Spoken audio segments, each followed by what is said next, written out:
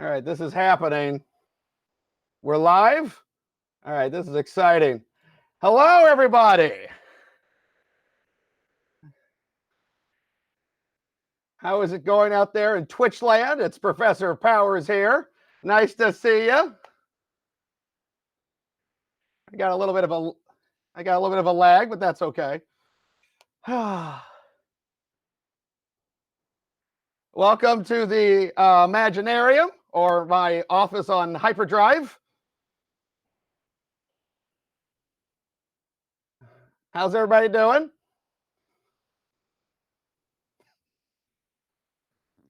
Yeah, just letting you know, Mike, I know I got people behind the scenes. I can hear myself. It's like a weird delay from the moon. Okay. All right.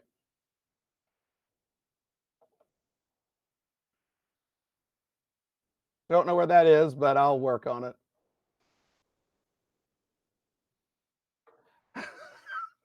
Hey, yeah. I know, no, I'm looking at it right now. Well, anyway, guys, welcome to the first ever alternative COVID-free capstone project or capstone presentation.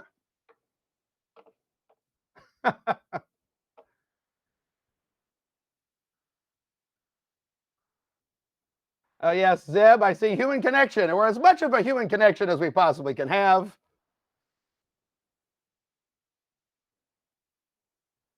All right.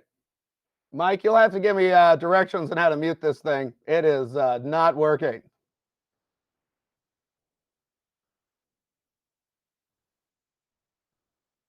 Yeah.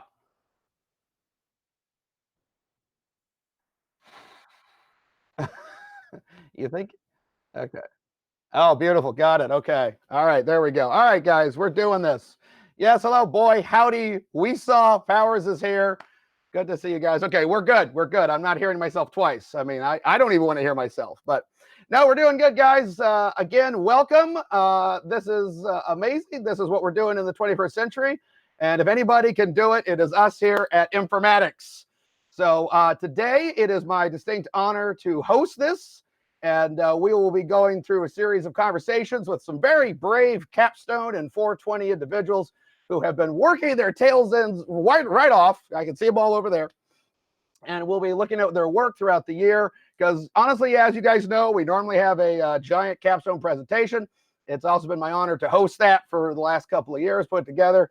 And by God, we're not going to let COVID or anything stand in the way of what we like to do and show people's work, because people have been working for months, if not years, on this, and by God, we're going to show it. So anyway, we've got a few more minutes of introduction to go here. At 5:10, we'll be starting with Jeremy and his project known as Market. So Jeremy, I hope you're out there.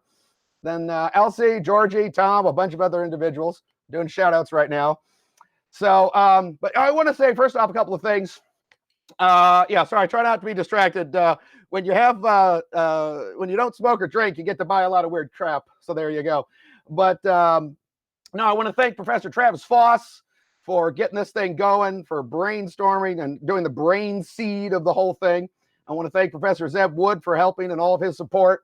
I also want to thank Joanne Leverick and the promotions team, and of course, all the wonderful tech people, including tech extraordinaire Mike Lergerai, who is behind the curtain, getting all of this to work and helping me go through the whole thing. I'm just a loud voice. I'm just trying to put this thing together. So I want to thank everybody for together. And of course, most of all, I want to thank the people that volunteered for this. You are some very brave souls. And also, if I might say, some pioneers, in the sense that who knows what's going to happen in the fall? Who knows how this is going to be? This might be our normal, us and our little matrix-like pods talking to one another, etc. So that's what we've got going on. And I'm going to not try to be too distracted, but I love the chat. I don't even know half the symbols going on there. I'm an old man. But it's going to be exciting. We're going to talk. We're going to interview. We're going to watch some great videos. We're going to see stuff. And who knows? We might even do this again, how well it does. So any questions from the chat as we wait right now? It's not wait. I can talk all day, but I want to get you guys involved. Oh, who let Mooj in here? Mooj, you're not allowed in here, by the way. You're not in here. You got to go. You're on the list. Kidding. Love you. But I know. I love you, Moose. You're my moose, buddy. You're my moose. So, oh, I'm doing, hey, Chauncey, my pod, I am surrounded by my friends, and occasionally my kids get to come by. It's very exciting.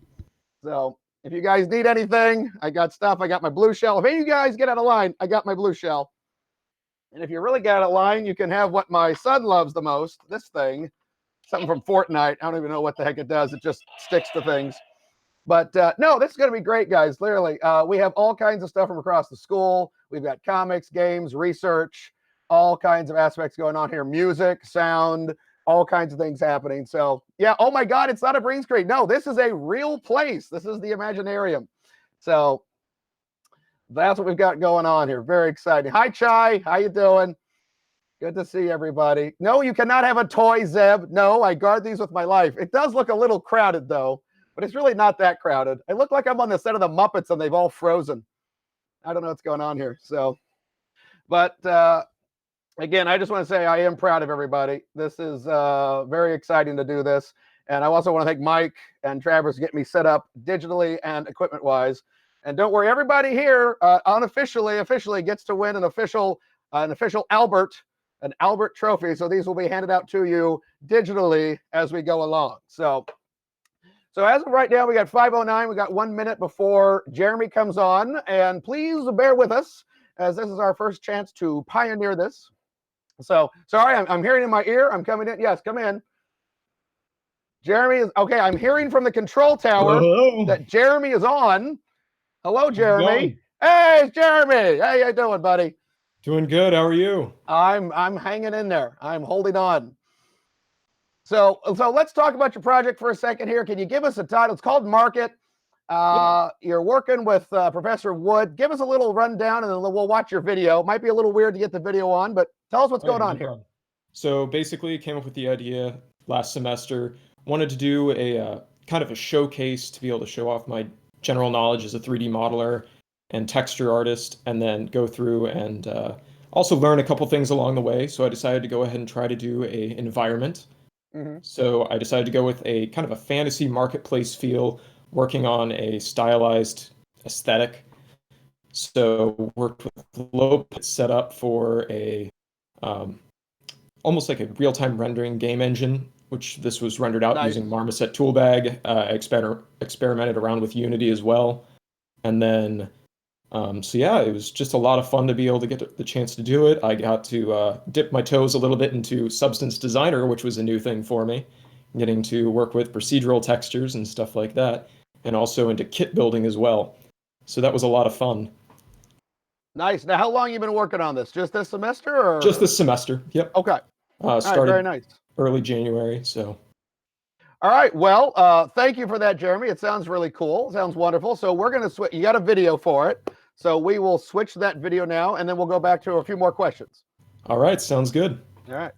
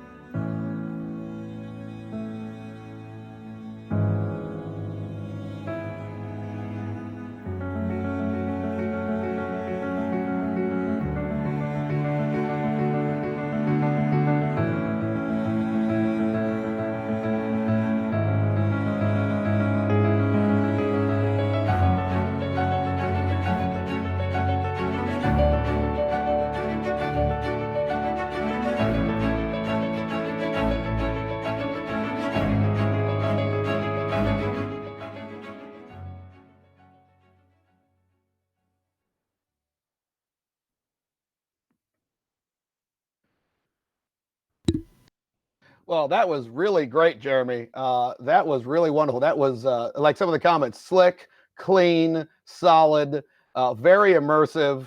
That was just a real fun ride to go through. Love seeing the individual pieces at the end there.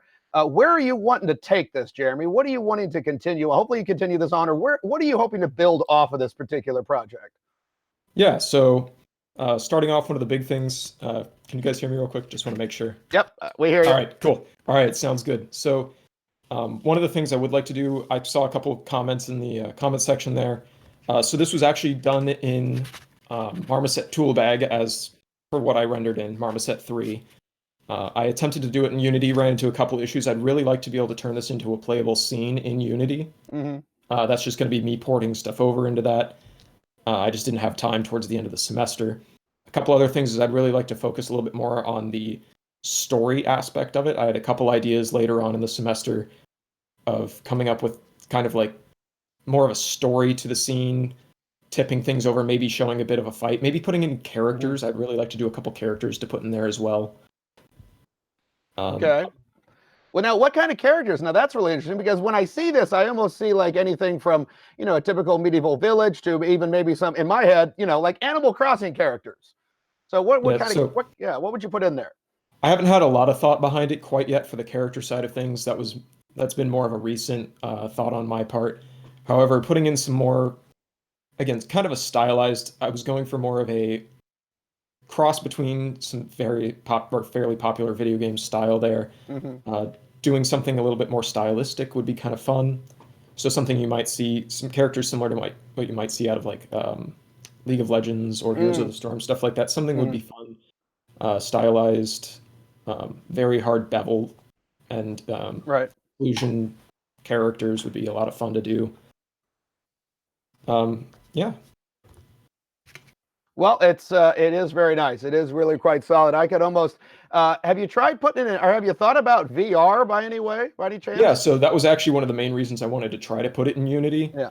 And my original concept was potentially putting it through VR. I just never I had enough issues with Unity at the time where I decided to move something more towards that I was familiar with and something that I had a little bit more experience with myself, specifically in the lighting and rendering department. Other than that, though, yeah, that's one of the things I would really like to do go forward. I actually got a VR headset middle of last year, so being able to put that on there and be able to experience that would be really cool and would be a fun experience. Oh yeah, no, because it definitely looks like something I want to poke around in, explore, look in the nooks and crannies. You got a lot of nice items in there as well. So yeah. So, all right. Well, I'm trying to make sure we balance this out. We've got about a good 4 minutes here. Are there any questions from the chat? Anything for Jeremy here? Go ahead. Let's take a look at this right now. Let's see what you guys got.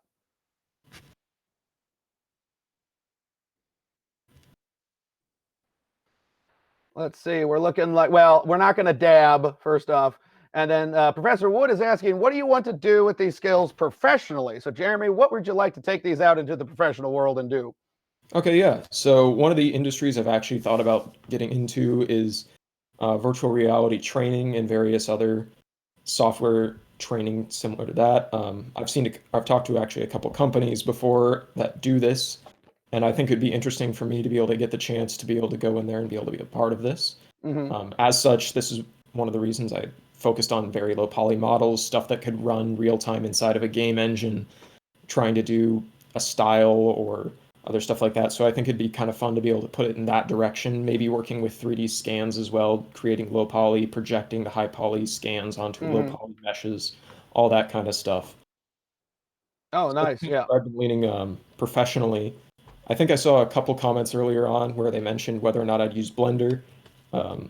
So the software I'd actually got the chance to use for this was specifically Maya, ZBrush, Substance Painter, and Substance Designer, along with Marmoset Toolbag, were the main software that I used during the creation of this piece. All right, very good. Also, there was one here for Meandering Leaf, Professor Foss.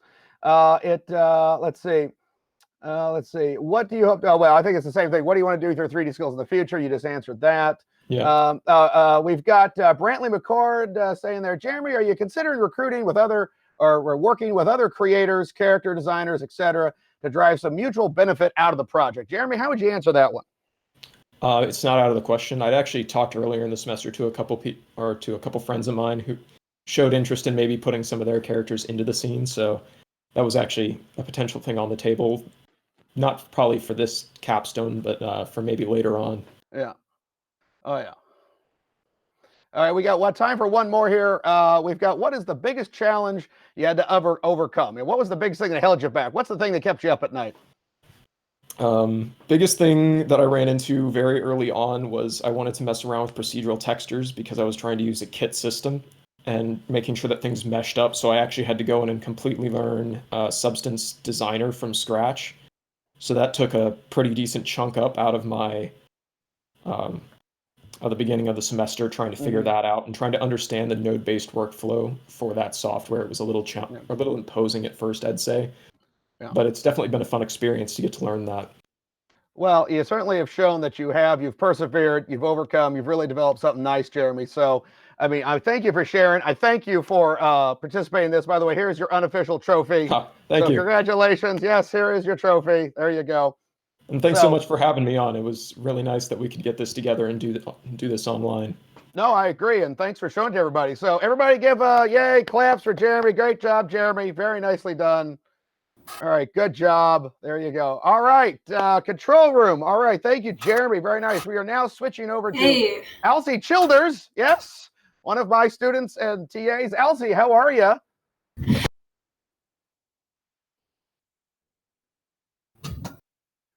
Can you hear me? Hey. I hear you. I hear you coming in a little bit there. There we go. All right. Hey, how are you? I'm hanging in there. I'm doing good. This is exciting. This is better than just sitting here staring at a wall. No, I'm teasing. It's great to see everybody.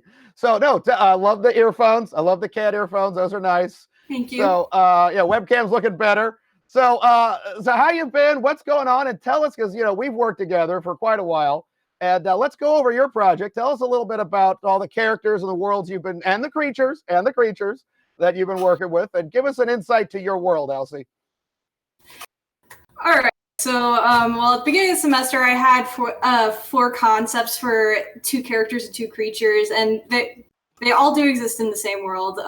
We've got a dark elf, we've got a half elf, we've got a little firefly cat that I'm really excited for y'all to see, and Hexer's been a fan favorite for people who have seen him so far. He's actually a creation of one of the first humanoid characters. So, really excited for you guys to see that. It was the way this project developed was really cool because at the beginning of the semester, I was planning to only do illustrations and some ZBrush sculpts and get them all painted and do sort of a concept art project overall. But then, very beginning of the semester, a friend of mine said, "Why don't you just get them game ready?" And my first thought was, "That's a lot of work." And I don't want to die working.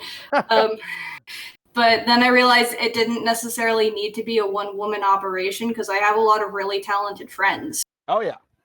Oh, yeah. So once I had the ZBrush sculpts done, I got my friend Jordan Barriger to take over with retopology. And while he was working on that, I was perfecting the sculpts for projection. I was perfecting the concept art and the illustrations. And when he had that done, I kept going, making like the aesthetics look perfect while I passed on that to Emma to Zeb and Sam for rigging, and then to Emma for animation. Mm-hmm. So what started as just a concept art goal became a full production, and I'm really proud of that, and I'm really proud of all my friends. Oh yeah, and Sylvia made everything look godly with some lighting. Got a shout out to her there too. Yeah. So these are my characters. This is my artwork, but the process of getting them ready to throw in a game engine and getting them to look so cool, it wasn't all me. It was also my wonderful friends. So shout out to them, and I'm really proud of what we made together. No, that's great. Yeah, it does take a team effort, and it helps with connecting, and all you guys are going to go out in the real world, so learning it now will help you later. So, all right, let's transition. All right, ground control to Major Tom. Let's go ahead and see Elsie's video here of her wonderful characters. Let's see what's going on here.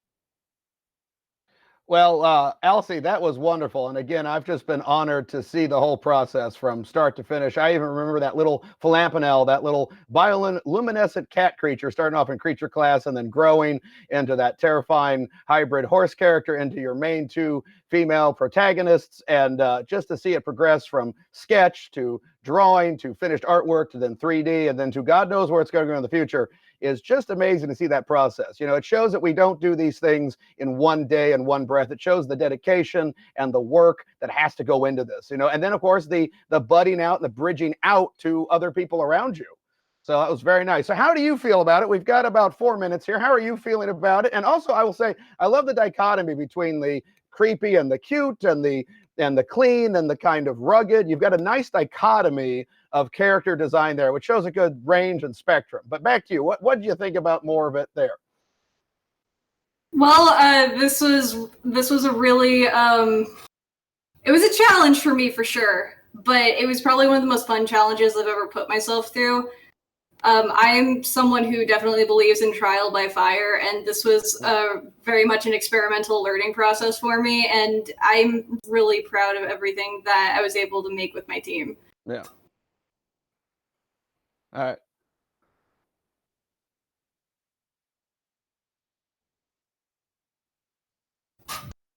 All right. Well, we got some time for some questions here.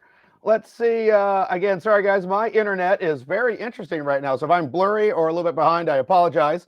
A lot of things going on here at the Imaginarium. But Elsie, a question for you from Brantley McCord. On average, how many design iterations did your characters go through before the final result? So how many iterations, incarnations, how many times did you have to wad up paper, throw it on the ground, that sort of thing? Well, it was definitely it was a few more times for Destine and Maven than it was for Hexer and the Philampina, I guess. The Destine and the Philampina, actually, I initially came up with those concepts a couple years ago when I first took Creature with Powers. And at the beginning of the semester, I gave them a whole new revamp. And after, it was probably like 2 or 3 iterations for Destine and the Philampina, and then Maven, I think, went through maybe 5. Because I remember taking this to Powers, Becca, and Zeb even, I think, too, and saying this, like the hair needs to be flowier. She's kind of looking like a fairy or an angel. You want her to look like this. You want her to look like that.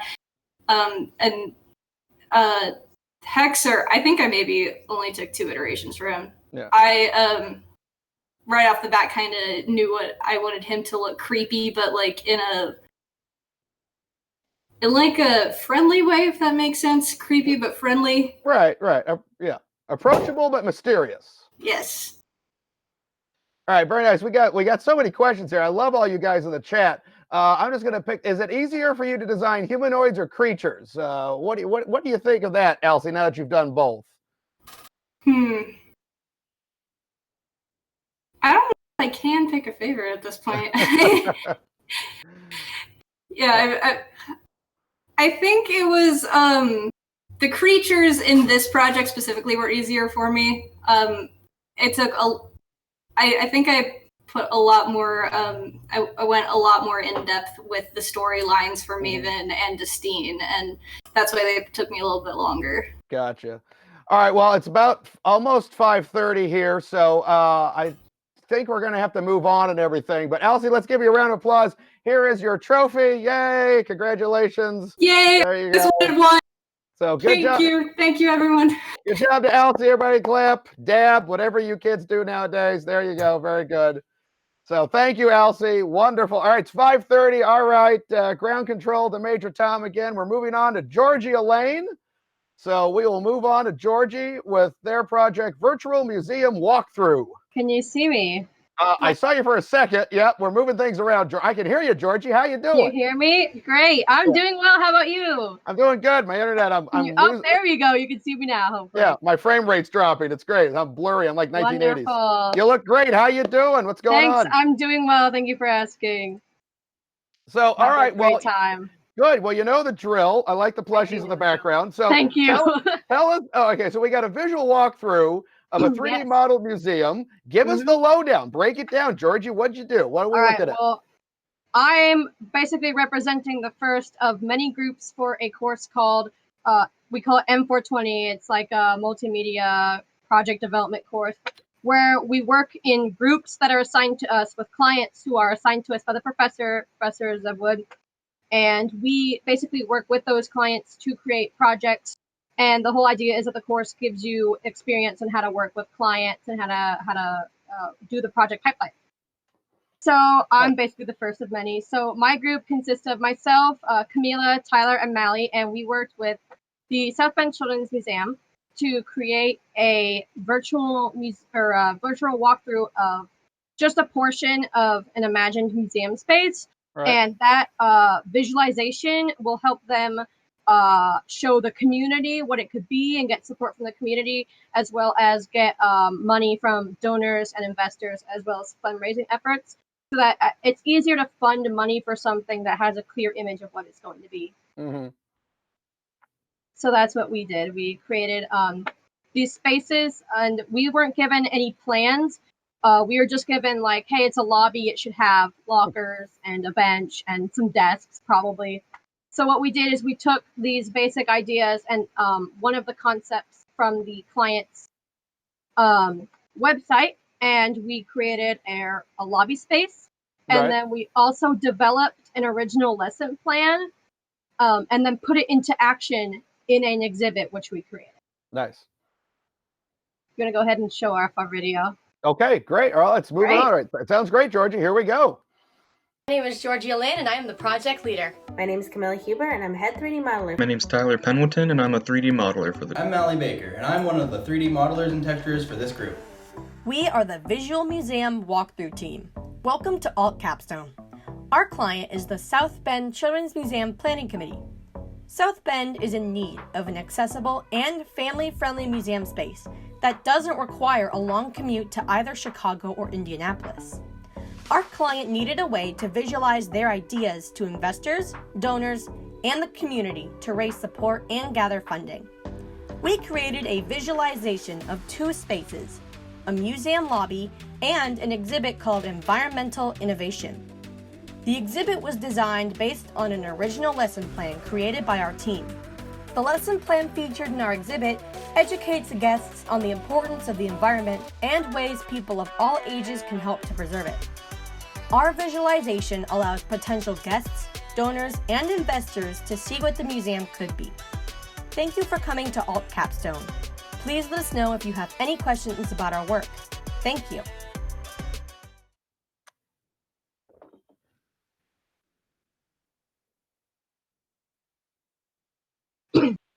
Well, it looked great, Georgie. It looked really nice. Again, very Thank you very smooth, much. very solid. And I got to ask you, though, first off, when you're given kind of that blank canvas, that's one of the things that hurts professionals and students alike. It's like, here's a blank Yes. canvas. You were given just a few prompts.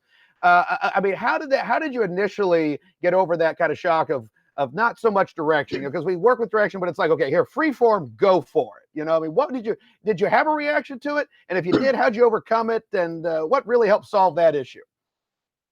It was a great challenge because our client wanted us to do a whole museum, and we knew that we weren't going to be able to do that in a semester with the number of modelers we had. I'm actually a video audio student, so my job was to be the project manager and to handle all of the communication with the client. Mm-hmm. So we knew it was going to be a challenge. Our first reaction was we just started spitballing ideas. How would things look? What kind of spaces we wanted to do?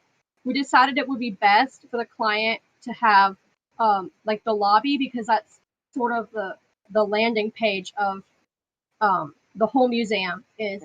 That's the first impression. So we wanted to give the community and any investors like the good first impression of what the museum could be. And then we also wanted to create an exhibit space. I actually work with the Indianapolis Zoo. I work there. So we decided that with my experience in conservation, that the environmental innovation exhibit would be the best use of our skills and our information that we have with us currently. All right, very nice. Okay. So no, and it's just kind of funny you bring it up because that's a lot of this is right on the cusp of things. I know a lot of architectural firms, a lot of different companies are wanting to see things virtually in a game engine, in VR, et cetera, to be able to cut down on costs. I mean, why build something when it's going to get rejected? And you can easily change something that the client wants with a system like this. So I think you're right on the cusp of the next level of development there. So let's take some questions here. We got 4 minutes left. Let's see what people have got in the chat. Let's see what the council is asking here. Email Jank is, I missed that one. All right, here we go. Let's see, where's this one? Was it purely 3D based? Oh, I think you said it was a mix of all SOIC specializations. It was a good mix of all that. Next question I'm seeing is, for those who haven't had the opportunity to work with clients before, could you share some speed bumps in client communication and interaction with your team that your team overcame? And yeah, because clients, that's a whole new science right there. So Georgie, how would you answer that question? I'm definitely going to mention the speed bumps. It was hard to kind of balance what the client wanted with what we were capable of. Again, our client wanted this whole museum space with all these different exhibits. I think they had 4 or 5 ideas for exhibits on their website, but we just did not have the capabilities technologically and in terms of manpower to be able to do it within the semester time frame. So being able to negotiate with the client was difficult. Another speed bump that we had to overcome was we didn't have any exhibit design experience. We have a lot of visual design experience, which is part of an exhibit, but another part is that whole interactive nature. So we really had to break down. We looked at what does the Children's Museum look like? What does the State Museum look like? What does the zoo look like? How are they interactive? That was another speed bump because that's not our specialization. We don't do like the physical contracting or any architectural work. So that was a challenge we had to face. Another challenge was trying to communicate that with the client. We had several instances where the client wanted one thing, but we didn't feel it was best for the actual design of the spaces we created. At one point, we had an exhibit that was more earth science, more like the Indiana State Fair than it was about environmental innovation. So we ended up, what we did actually was we created our own lesson plan. And in the middle of modeling this like state fair-esque exhibit, I brought this up to the client and said, we drafted this whole plan. You don't have to accept it, but here's the plan. Here's what it focuses on. Here's what it would include. And the client ended up approving it, and we went directly into modeling the new version of the exhibit. So that was another challenge that we faced. Right, and that was one heck of a win. So congrats on that. Thank you. We've got some questions here. We got one more here, and then I got one for you myself. All right, so Sure. Georgie, well, first off, hi, Brat Chan. How you doing? Georgie, what's next for you? What kind of jobs are you seeking out in Indiana, or are you spacing out and take COVID out of the equation? Are you looking for stuff locally or regionally or internationally? Where are you wanting to go? Stuff all over. I've considered Canada for long term once I graduate with my master's. Currently, I'm looking for a lot more local stuff. Like I mentioned before, I work at the zoo. I really enjoy it. And I'm in the accelerated program here at the School of Informatics and Computing. So I'll be here for another year and a half working on finishing my undergrad degree and then getting my master's. So I'm looking for local work that I can do on the side. And then I've considered working with Dolby Laboratories out in San Francisco, Nice. as well as staying here in Indiana and doing a lot of local work. I've noticed that a lot of the work here in Indianapolis tends to be marketing, but I believe that there's an interesting marketing solution in combining marketing with more documentary style filmmaking. So that's my big push right now. Well, you're going to be a blessing wherever you go, Georgie. Thank you. I've worked with you. It's been great. And, yes. And I got to tell you, hey, one question for me. We only got a minute here. Yeah. I mean, but with all this, what would you design yourself if you were given carte blanche and you were like, okay, Georgia, you and your team design any sort of other space, and you maybe say zoo or something. I mean, what was your dream design job using what you've done here today? Oh no.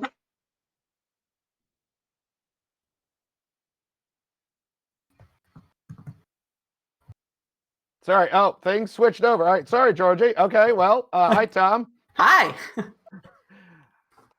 All right. Well, give it up for Georgie real quick, everybody. Sorry, Georgie. She was wonderful. She was wonderful. She was great. All right. Good job, Georgie. Sorry, something happened. We're living on the edge here. But sorry, Georgie. Thanks. Answer that in the chat. And there we go. Okay. Hi, Tom. Hi. All right. Good to see you. So good to see you too. It's been like a day. No, I'm teasing. Yeah, well, you know. But no, we're here. Tom is one of my illustrious TAs. It's been my honor to work with him. And he and Drennan have been working on a project called the Breaths of Life. Did I say that right? Did I? Yep. Okay, because I'm trying to get everybody's names, everything right there. So, all right. So, you know the drill. Let's see what's going on. What's happening? Tell us what we're going to experience and what are you going for? I mean, tell us your specialization. Yeah. I know what you love, but tell everybody else what's going on here.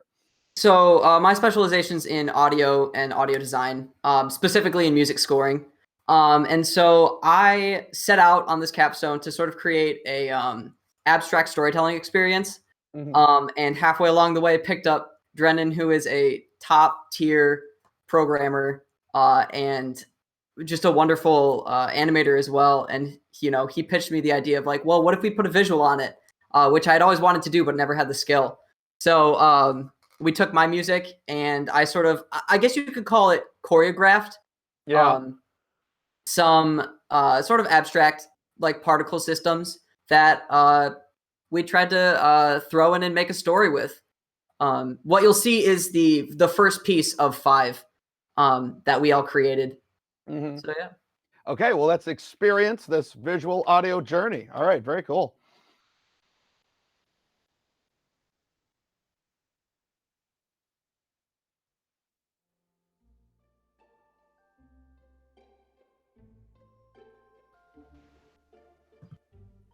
Hello, I'm Tom Zusai, senior at IUPUI, composer and audio guy, and this project, Breaths of Life, is a multimedia abstract storytelling experience. I did the music and sounds, and my capstone partner Drennan Dooms created and animated the visuals.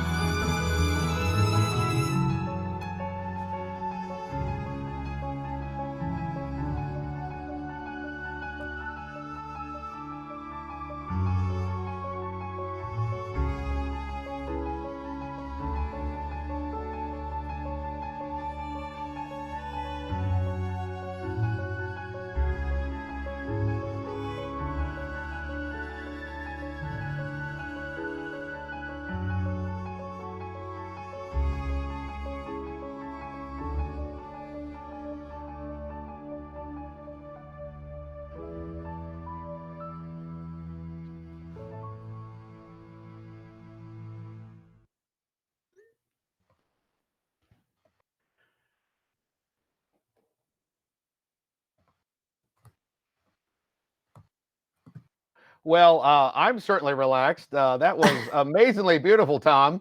I feel like I'm floating a little bit here. So you say that's the first of 5. Which one is that? Is that which one out of the 5 is that? And what do the other 4 do around or with that one? So that's the first one. The whole, let's see, the whole sort of reason the program or the experience is called Breaths of Life is my original idea was to sort of take this abstract beginning of life all the way through the stages of life and then at the end of life. So your first breath and your last breath kind of idea. Oh. So yeah, that's it. And just tell it not necessarily in like a depressing way, but just a nice way. And so that's the first one. Yeah. In the series there. No, it's beautiful melancholy now that you say that. So, well, see, the other thing is that because it's abstract, you can sort of put it to anything. So for me, right now, this is my college experience of like me entering college and now me exiting. Aw. So. Yeah, it's bittersweet. We're going to miss you, Tom. We're going to miss all you guys, and we're going to miss you, Tom and Drennan and everybody. So, but yeah, no, it's all right, guys. I'm trying to keep to the strict schedule as well. There is a schedule, just real quick. Some of the admins may put that up. But Tom, we've got 4 minutes here. Let's take some questions from the council here. Okay, they definitely want more. Decide my fate. Zeb wants to give me all of it. All right, we actually got we got a question from Kylie Pina. And sorry if I'm saying these wrong. What software do you use for composition and mixing? And was this mixed in 5.1 or something else? So I use Cubase as a DAW primarily. And I use a lot of virtual instruments from East West Sounds. And this was actually primarily just mixed in stereo. I didn't mix it in 5.1. It could have been mixed in 5.1, but we had some speed bumps along the way. Gotcha. All right. Let's see. Well, they want to see more, but no, we don't have the time for that. And then there are playlists. There are playlists. Yeah. Travis is thrown in there. Well, Brat Chan just had a good one there. Let's see. Where was it? What was it programmed in? I think we already answered that. I mean, what was the programming, and what did Drennan use? So Drennan used VFX Graph in Unity 3D, and then the particle animations were done sort of in a combined programming and Maya. Okay. All right, very good. Yeah. Let's see what else we got here. We got more messages coming in. Everybody's loving this. Drennan is a mod in the chat. Yeah, we know that. They're saying you're really a genius music maker. And I want to say one thing too. You know what it really reminded of? It reminded me of that scene in Ratatouille where he's eating the food, and he's eating the food, and all the stuff's going back and forth. All the tastes have been put to music. You've taken all these emotions and you've put them into music too. Well, so I gotta give a shout out to my mentor Rodney Smith because he was the one who suggested it to be like that scene from Ratatouille. Really? Nice. Well, good job. Thank you, Professor Smith. Very nice. Yes. And then, okay, another question here real quick here. Did you start with the Cubase? As in for my first music program or? I don't know. Yeah, that's an interesting question. Well, I'll be real quick about it. My first ever music program was an online program called Noteflight, and it's awful. Cubase I've learned since I've gone to college. So for the past 4 years. Yeah. And then actually, I'm a piano player, and so I really wanted to feature the piano. So a lot of that piano stuff is just my playing. Nice. Very good. All right. Well, and by the way, I know you were a dancer too. Did that movement of dance ever help? Does that affect and help your music? Yeah. So I think visually, and when I hear music, so I've danced for 15 years, ballet. And so it really helps me visualize movement and then put music to it. Mm-hmm. And I think that didn't necessarily help my communication of what I wanted to Drennan, but it helped me get sort of the point across. All right. Well, we got 1 minute left. We want to keep sure everything's going on. So again, here's your virtual trophy, Tom and Drennan. There you go. Thank you so much. Here, I'll hand it to you across the screen. And then everybody, go ahead, give a big round of applause for Tom and Drennan and Breaths of Life here. Very good. Very solid. Thank you for sharing all your work with us, Tom. It's been amazing. So thank you so much for being interested in it. We love it. So, all right, good job, Tom. Next up, by the way, coming in here at 5:50, we've got Spheres of, I think this is right, Damery by our very own Curtis Hagen. So we're going to make sure that we switch over to that here in just a second. We're enjoying all of the surprised faces and the clappity clap clap clap going on here. So. And then we've said here, yeah, Tom, I need that music on a glow in the dark vinyl. So, Tom, if you're still out there listening, that's what we got going on. Yeah, I know it's poggers. I know. I just call them surprise faces. Lots of poggers. So here we go. Hello? Hello, Curtis. Hey. Hi, Curtis. How are you, buddy? I'm doing pretty good. Good to see you. Yeah, it's good to see you too. It's been so long, but yeah. I know. How's it been for the last month? I mean, luckily better for me than most, so I'm not complaining. Yeah. It's like you and I have completely opposite backgrounds. It's beautiful. Yeah, no, if I was in a different spot of my room, then we could get the giant Legos behind me, but I'm not situated in the right spot. But no worries. We have to. No worries. All right. Well, Curtis, you've got this Spheres of... Am I saying that right? Damery or Damery? How am I saying that? Well, here's the wonderful thing. This is one of my first game projects where I didn't care too much about story. So you know what? It doesn't matter. I've always said Damari in my mind, but Damery, that sounds good as well. Hey, well, no, it's your thing. I just want to make sure here. So yeah. give us the introduction. Get us into your world. Tell us what's going on here. Oh yeah, so I've been doing game development ever since I got here. Main thing for this one is I wanted to make myself very uncomfortable with game development for this time round. So I did an unfamiliar engine. I did a multiplayer game, which is the first time I've ever done it. I also did one that was not based highly off a story, which is what I like to do. Like this was a purely multiplayer game-based experience. Mm-hmm. So yeah, lots of different things I haven't had to do before. So it pushed me out of my comfort zone, but definitely I'm happy with the result, even though it was definitely not fun at times, including having to do this all on my computer, which isn't best for this. I'm getting a new one hopefully pretty soon, I imagine. Well, yeah, no, but that's good though, Curtis. I mean, I remember Postal Nights. I remember all the games that I've been honored to advise you on and see you doing in the game developers group. And yeah, if you're not out of your comfort zone, you're not growing, you're not producing. You have to go to those places on the map that say, "Here be dragons." You got to explore those places, and that's what you're doing. So you're a stronger, better Curtis at the end of this thing than beforehand. So enjoy the upgrade. Yay. So, all right. Well, let's get to your video. Let's see what we've got here. Let's experience your vision. So I'm tapping over here to ground control. All right, guys, let's run it. Let's see what's happening. Well, we got a clip. All right, let's watch the clip here. All right.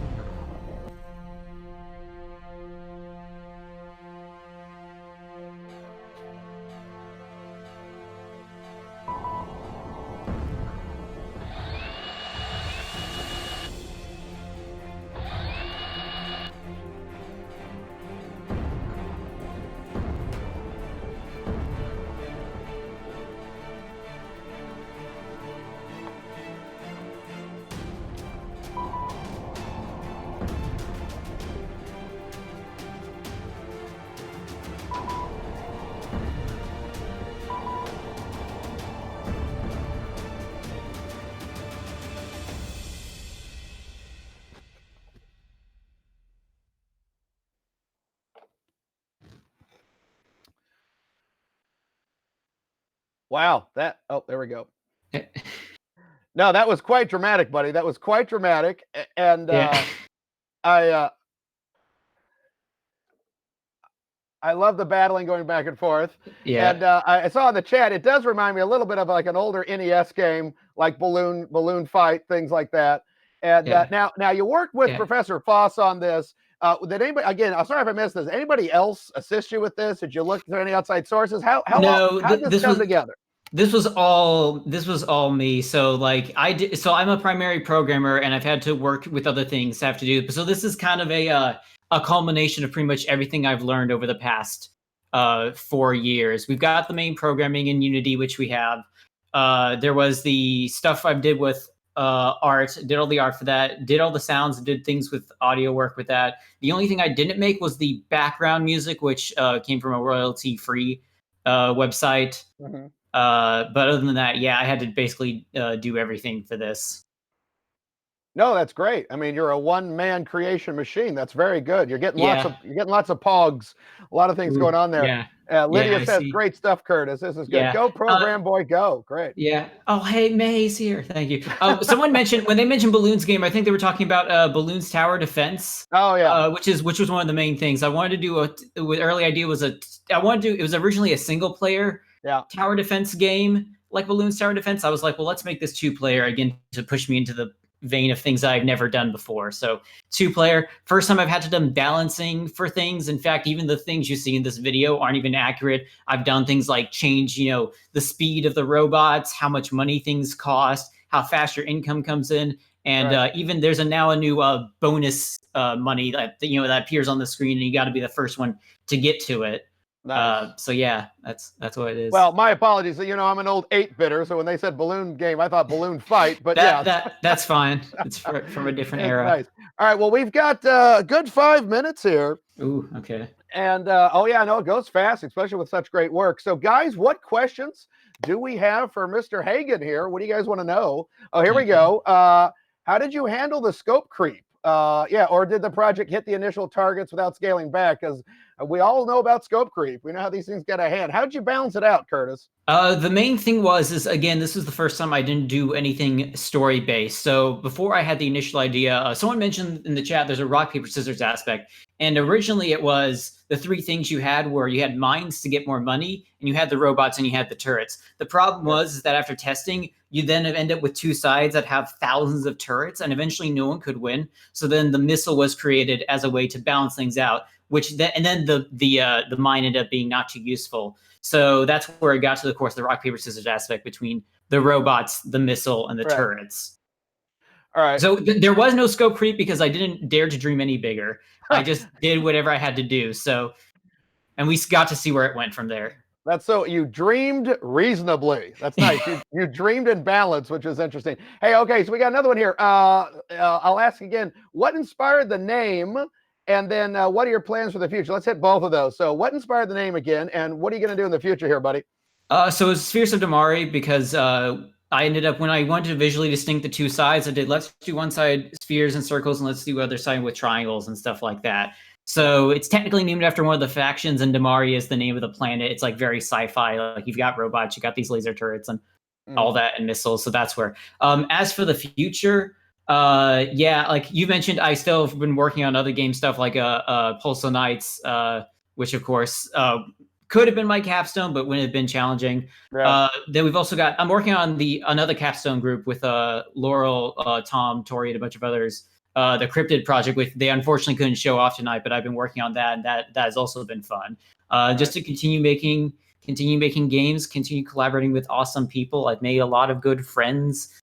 Some of them are now tuning into the Twitch chat right now, but yeah, I've got ideas, I got places to go, and I got ways that I can actually do the things I want to do. So yay. Oh, that's awesome. I'm happy. I love to hear that you can see the paths in front of you. And also I like this comment here from Brantley McCord. Yeah, good goal setting is self-care. And that is really true. I mean, that's one thing we have to watch out as creatives is dreaming so big that we do it into ourselves. And Curtis, you're a great example of that, by the way. And yeah, you're getting a lot of good shout outs because I mean, yeah, you guys are all graduating together. You're all going to go out there in the world. And if you can help yourself now, think about what you can do later. So all right, let's see if we got time for one more here. We got 2 minutes.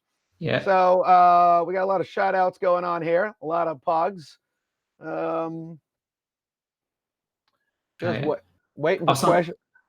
Someone wants to know about the Cryptid project as well. Yeah, unfortunately, yeah, that's Laura's thing. It's not being shown off tonight. But yeah, I did programming for that, and that was also fun to work with because that's a visual novel, which is another thing I haven't done before. Yeah. All right, we got less than a minute, but less than a minute. How would you polish it? What would you do to polish this thing in the end? That's coming from Professor Foz. Yeah, well, there's a bunch of things I've done even since the video. Stuff like visual cues for the 2 markers for each player. The GUI has had an overhaul since then. Okay. We got GUI, more particle effects. We've got some on the missiles, but I'm definitely aiming for more. Okay. And some basic animation stuff. But yeah, that's what I'm thinking. All right. Well, so we don't run out of time. Let's give it up for Curtis. Here's your award, Curtis. Good job, Curtis, buddy. Clap, clap, clap, clap, clap. Yay. All right, good job, everybody. All right, we'll make sure we hit these the time zone. So All there we right. go. Good luck. Thanks, Curtis. Thanks a lot, buddy. Keep making, keep creating.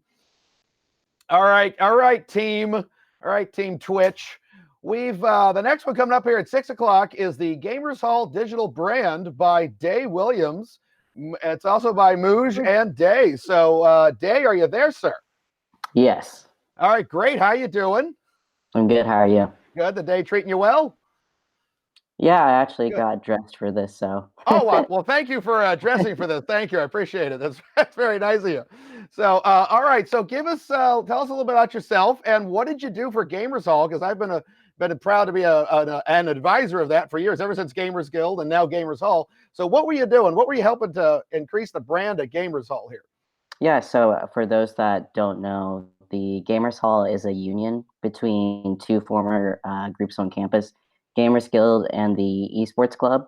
So since their creation, they've been doing a lot of, let's hang out and play video games, but also a lot of things that I call gaming for good, such as raising money for Riley or the high school invitational where we recruit high school students.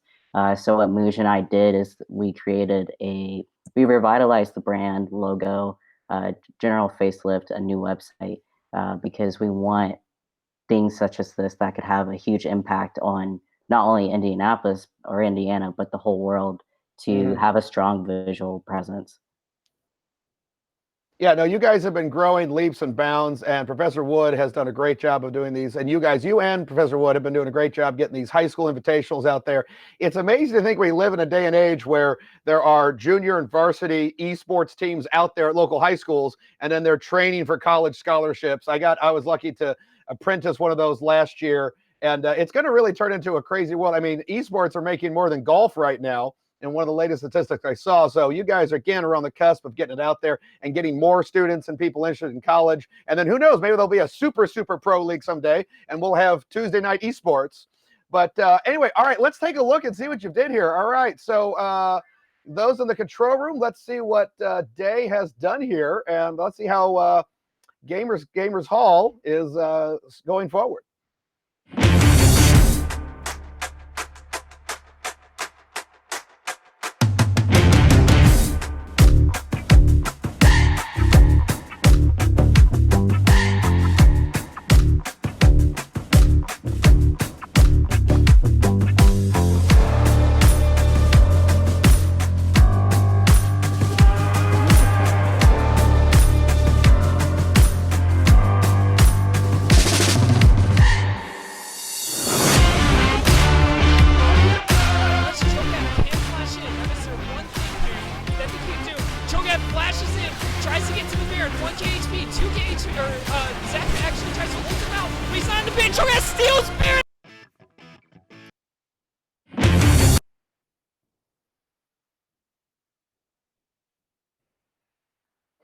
Wow. Okay. Sorry. It's giving me a second to take that all in. Wow. That was intense, Day.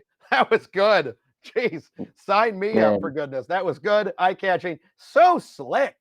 Wow. Very slick. I love the swag. I got to tell you, as an old guy, and by the way, I'm not a boomer, as people keep saying that in the chat, but I love the little Pong. I respect the little bit of Pong you put in there. So you went from Pong to now League of Legends. So that was a beautiful thing right there. Yeah, so, you have to continue moving forward. You have to pay homage to the past. Yeah, because it really enlightens the future. It really does. It's amazing. Pong inspired Space Invaders and all the stuff in today. So, I mean, have you released this yet? Is this going out there now, or what's the plan to get this out of the public and use it for recruiting and other things? Yeah, so we have some content that we have for like flyers and things like that, that I'm sure will be placed on the website shortly after this. And then we also have t-shirts, things like that are currently in production. Yeah. Some more work being done on the event because we want this to be as big as possible. We want to lead into the future. Nice. Oh, well, yeah, no, I mean, you guys are making it. And I know, well, if it wasn't for COVID, we'd be having another one, but we're definitely going to hopefully strive for next year's as well. So it's really nice. So, all right, let's take some questions from the council, from the commentary board here. Let's see what we got here, guys. What do you guys got for Day? What do you want to know about Gamers hall. What do you know about the insides, the outsides? What do you know about? What do you want to ask Day? What Day went through, etc. Look, Day, it sounds like you've been inspiring people. That's good. That's great. Yeah. So people are floored, Day. Good. You floored people. They can't even show up on the camera. They're on the ground. So let's see here. Okay. We got Meandering Leaf. What's the struggle with branding right there? So you've worked with Professor Wood. You've worked with other people. I mean, you've also got competition. Lots of people are kind of starting to do this. So what was the main struggles with working on the branding aspect here?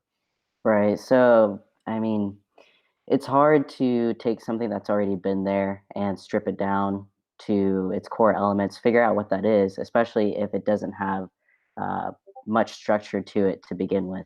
So, majority of my time was spent researching and doing what I like to call method acting, getting to become the Gamers Hall, and then designing off of that.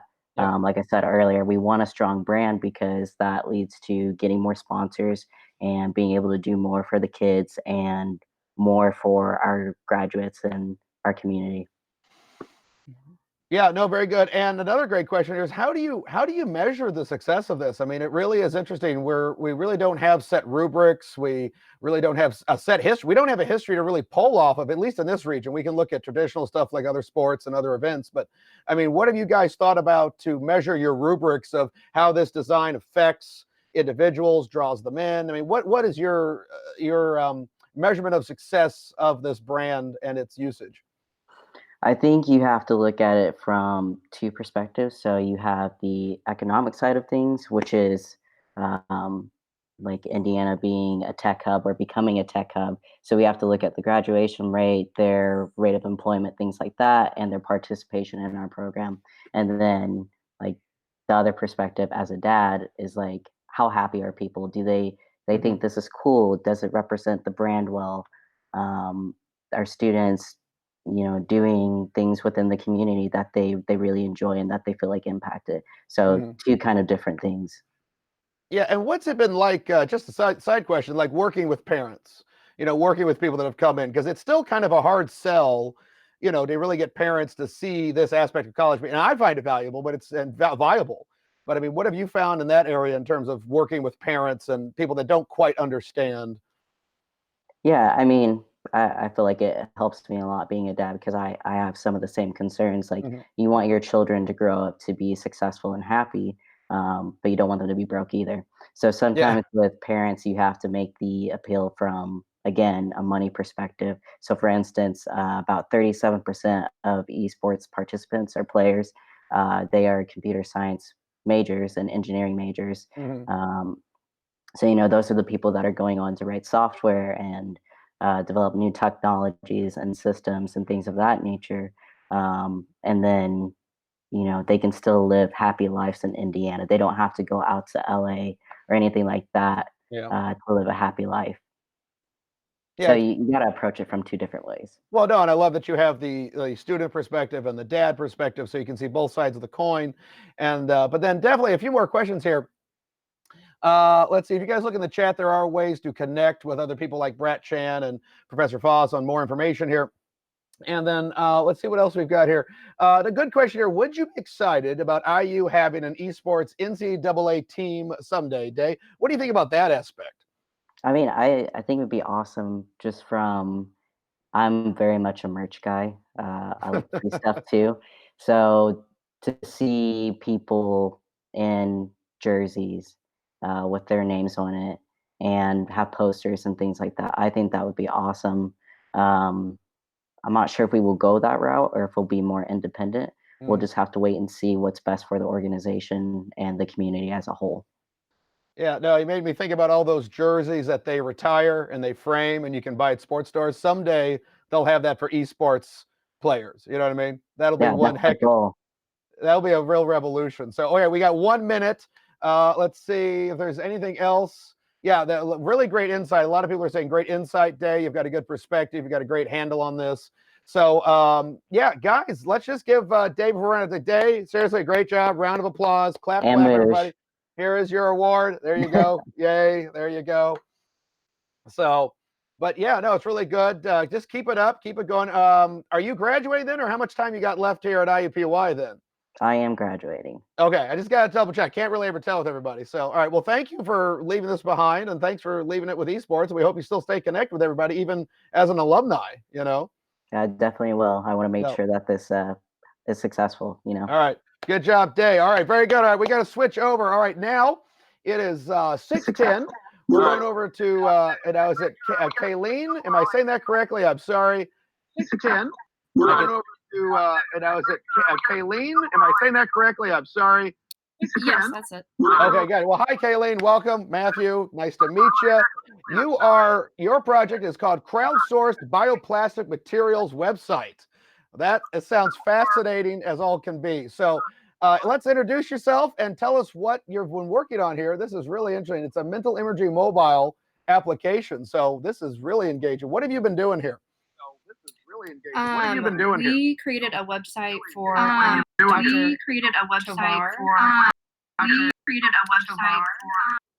Sorry, I'm having some issues right now. No, that's okay. Yeah, it's a lot of things to mute and unmute and everything.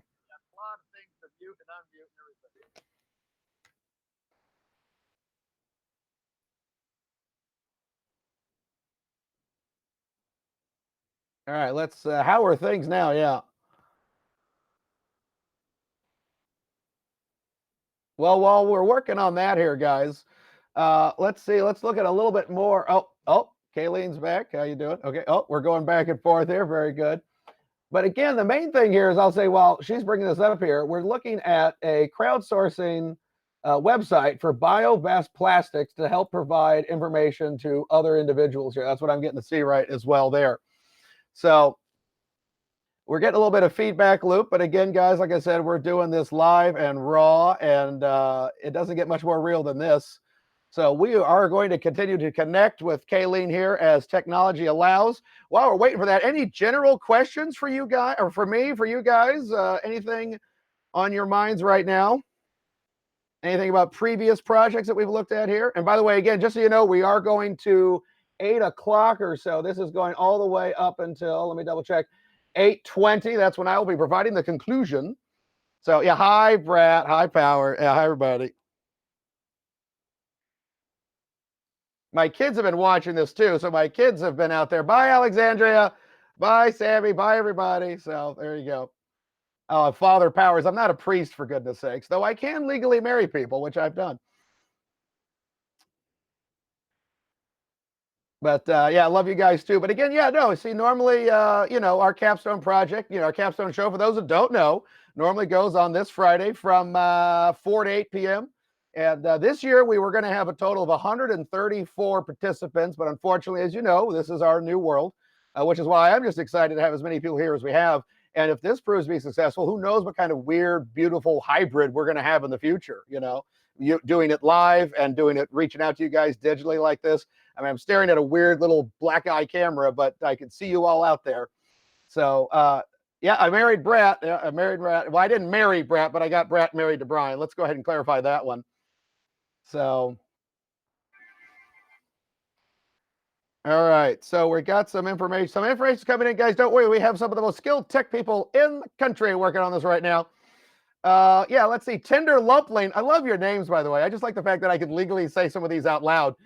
Do you think there will be something that happens with the future capstones, even ones that will be in person? Yeah, I'd like to see a lot of this. I mean, I think one of the things that's coming out of this is just the upgrade of human society into the digital age.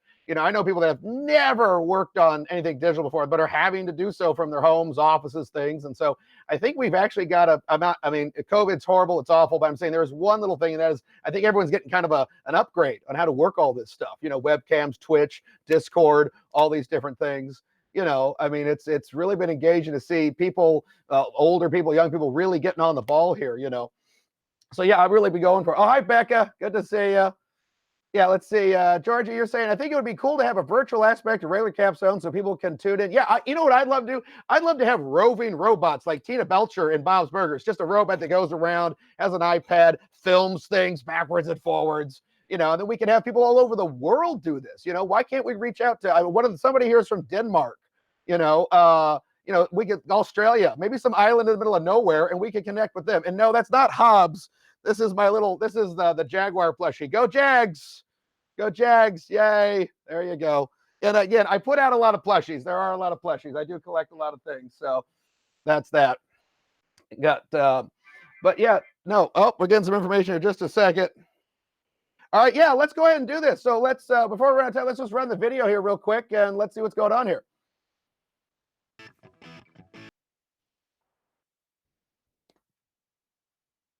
All right, so there we go.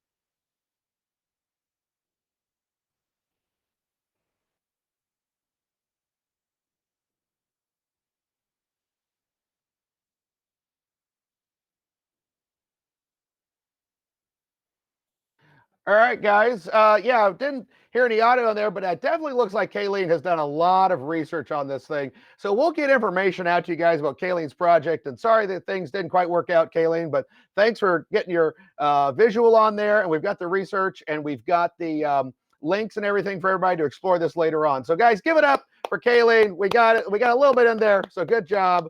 No big, well, we will work on this. We're learning as we go. We're adapting and evolving. So all right, Kayleen, if you're out there, thank you. We love you. I hope you did great there. So now it is, let's see here. Well, actually, we've got a few more minutes here. We've actually got 4 more minutes to do this here. So yeah, it looked really good. Looks like a really solid, interesting thing. I also like the fact of the crowdsourcing, which is a major aspect of a lot of things nowadays, you know, from between GoFundMe and all the other ones. I mean, you know, Kickstarter, things like that. I finally got my boogie dice. So yeah, no, Professor Wood. Yeah, we also have a lot of summer courses out there, by the way, guys. There's a there are links on the school website. There's a lot of things happening. There are esports and mobile apps, and I've got a couple of classes myself. So thank you for the prompt, Professor Wood. I appreciate it. We are continuing our education over the summer, guys. So keep it going. You know what I mean? Just I have really learned how to run a class online. And really got some great aspects between Zoom and Zoom backgrounds and fun stuff, chats, discussions, other things. So yeah, if you got any questions or comments, email Professor Foss, Professor Wood, or myself, and we'll get you locked in there. A lot of great stuff over the summer, guys. We are going to keep going no matter what. All right. So, all right. Looks like we're going to go ahead and push forward here. So ground control, are you wanting to go ahead and switch over here to Isabel? Is that what I'm hearing? Or no, not Isabel, but Hannah. Are we wanting to switch over to that? All right, Hannah, is that you? Yes. Hi. Hi. Hey, how you doing? All right, good to see you. Nice to see you. Hi. Nice to meet you. Hey, you got a good, nice voice. I got a good voice for radio here. unlike my whiny voice. But hey, so you are doing a project called the Mental Imagery Mobile Application. So tell me about that. Tell me. Let's hear about yourself and let's hear what you worked on here. Yeah. So hi everybody. My name's Hannah. I am studying web development at IUPUI, and me and my team have been working on a mobile application for the Department of Surgery here at IUPUI, basically just highlighting the mental skills curriculum. Now, when you say the mental skills curriculum, can you define that a little bit more for me? I mean, what does that all entail exactly? Yeah, so mental skills curriculum basically teaches surgical students how to deal with stress and anxiety when performing. So it's anywhere from, you know, learning how to take deep breaths before you perform or like meditating or anything like that. Oh, well, no, I certainly think, well, I'm glad to hear that. We certainly need that nowadays with everything going on. I mean, Yes. I need that myself. Maybe we should do that as a whole group right now here on Twitch and Discord. Yeah, it's been very helpful to develop an app that also teaches me how to chill out. So So have you been using it yourself? I mean, has the research actually helped you relax? Definitely. I mean, I think developing apps and developing in general is pretty high stress. So Yeah. I've learned how to take deep breaths through all of this.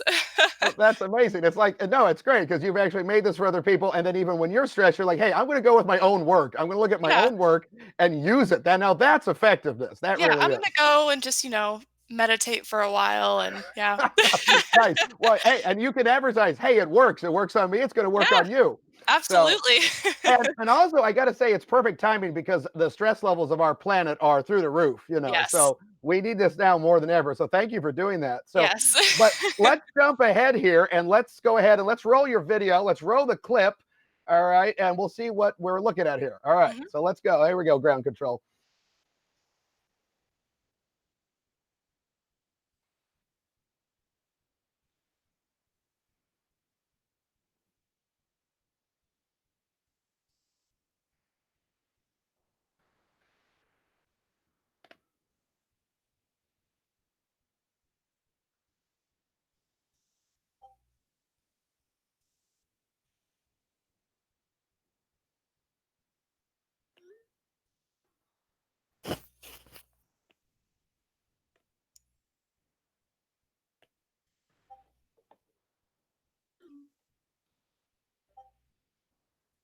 All right. Well, I think we had a sound issue there, but it did look really good, Hannah. I got to tell you, and I love that it's an app. So, I mean, so when are you looking at publishing this thing, and what does your publishing strategy look like? Who are you working with? How do you hope to advertise it?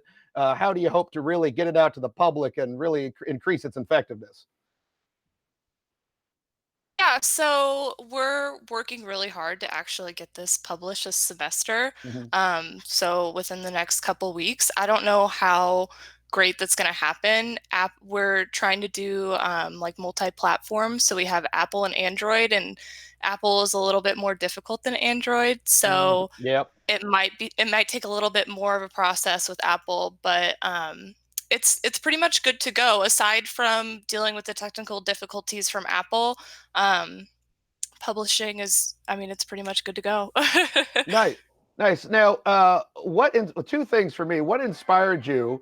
And I mean, what has been some of the test results? I mean, what kind of testing did you have to do with this? Because there's IRB, there's other things. I mean, how did you really gauge so what inspired you again, and how did you test it? Yeah, so what really inspired us is apps like Headspace, which is basically just a platform of learning to meditate and Mhm. relax. And then also apps like Canvas, which we use at IUPUI, which is just an online learning platform. So that Mhm. inspired us a lot. And nobody in our team has actually ever created an app before. So this is kind of a first time thing for us, which was really exciting. So Wow, was it yeah. was it a baptism by fire then? I mean, this looks really good for a first time out of the gate. Yeah, so with help of a lot of like we used Ionic as our mobile platform. So with Yeah. help of Ionic and then yeah, and there were some learning curves, but other than that it was really fun to create. Right. Did you, just on a side note, did you work with anybody in the meditative community, any sort of meditation experts, any religious individuals, anybody that really practiced some of these things to get a different view on it? Or was it just some of the primary research as you spoke of earlier? No, we really didn't work with anybody aside from the head of who created this curriculum. Mhm. He was really great in showing us because we had no idea what mental skills were either when we first started the app. Right. So he was really great in showing us like this is, when somebody has brain surgery to do, they're obviously not going to be the most like mentally stable. I mean, not Yeah. mentally stable, but they're not going to be the most calm person. So this is kind of how we teach students to adapt to this. Yeah. No, And no, yeah. no, I know. I definitely, I've seen an increase in stress in my students and my friends. There's just a general overall stress. And then you make me think, and I don't mean to bring up a sad topic, but those individuals who are currently, unfortunately, having COVID, that are in their beds that can't see family or friends and have to, they see them through a window, they see them through some other sort of barrier. So this would be a very good app to maybe help them calm down or relax or something if they're cognizant. Maybe just try to help anything can help at this point. Yeah, So. and we have discussed reaching the app out to other schools. And Mhm. I think, honestly, the curriculum that's shown can really help anybody. I mean, I've used the curriculum that I had to develop, just developing the app in general. Yeah, So no, I I know, yeah. it's a really helpful curriculum, and I'm really glad to have brought it into a mobile app. Well, we thank you for that. And can you send it to me? Because it's like finals week. I think I'm going to need it too. I think I'll give it out to all my students. So, hey, we're trying to stay on schedule here. So we got 5 minutes here before the next wonderful student. So let's take some council questions here, some chat questions. Let's see. What do you guys got? Okay, we got a question for Hannah. If you are willing to share, what are some of the more unique stressors your team overcame or coped with on the project? Yeah, so I think the biggest stressor is nobody knowing how to create an app, let alone publishing an app. I think that was our biggest hurdle to begin with. We had to find what programs fit us and what frameworks were better for the app. I think that was a huge stress. And then of course the learning curve of using those frameworks in the app itself and developing with it was huge. But after that, it was just fun. Yeah. No, that's really good. Okay, another question we have is from Brett Chen. Question: why did you decide to do a native app versus a web app? What was going on there? Yeah, so we asked our client the same question. Why not do a web app instead of, a mobile app? Just because, I mean, it's a lot easier to code and everything. But Yeah. I think the biggest reason is because as of right now, the main people who are going to be downloading day-to-day life don't Mhm. really have the time to log onto a computer and go on a website. They'd rather just go, you know, pick up their phone in their pocket and view the modules while they're in between other activities. Right. Right. Definitely. All right. Very nice. Okay. And how big was your team again? Sorry, remind me of that. Yeah, so including me, there are 4 people, so there are 3 other people on our team. Okay, very nice. Okay, we've got a good solid 4 minutes here.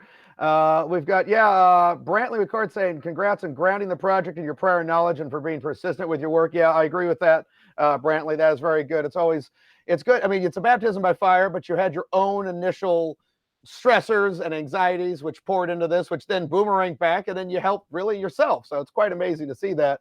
Okay. Professor Wood is asking, what is it like working with and for doctors? It's been great so far. I mean, the main client who we were working with, Nick, he was wonderful. He was really understanding of, our limitations as being able to create our very first app, and I think they have been very supportive of what we have created. Mhm. And yeah. All right, very good. Oh, awesome. And then Professor Fox is asking, what's your number one piece of advice for other teams like this or other projects moving forward? I mean, what did you learn as a team? Yeah, because really it's the project, it's you, but then it's also the team unit. What would you say for future teams to avoid and to actually use going forward? I think gaining the skill level of each team member is really important.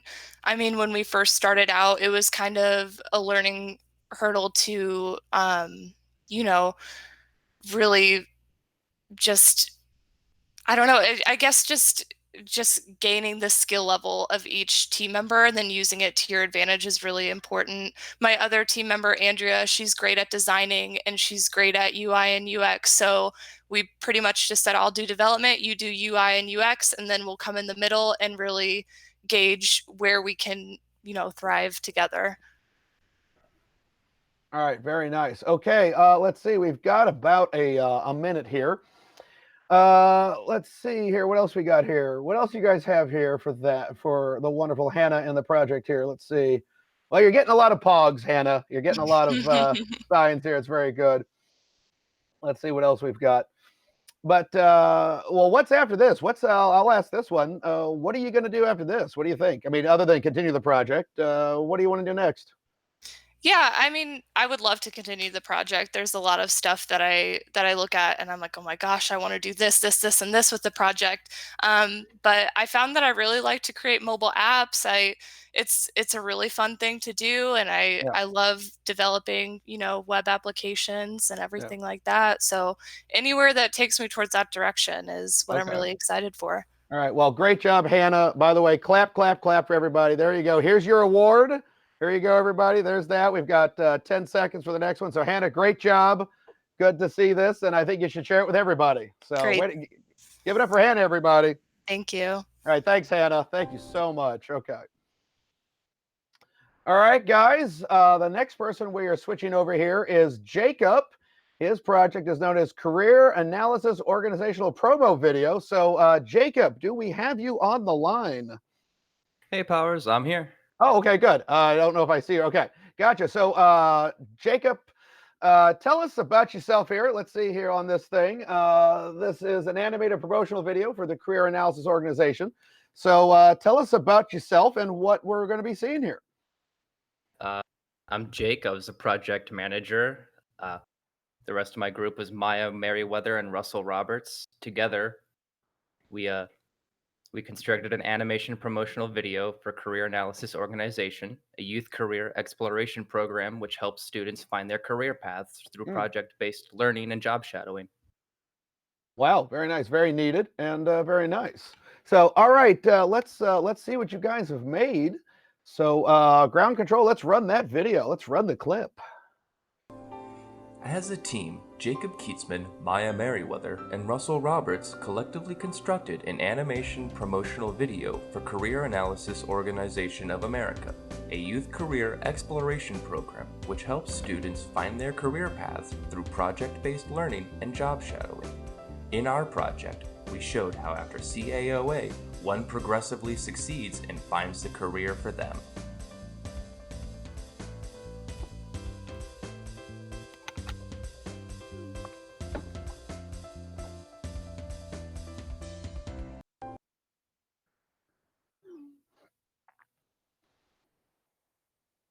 All right, let me mute that there. Let's get back to you, Jacob. So, so how long have you been working on this, Jacob, and what led to some of the research for it?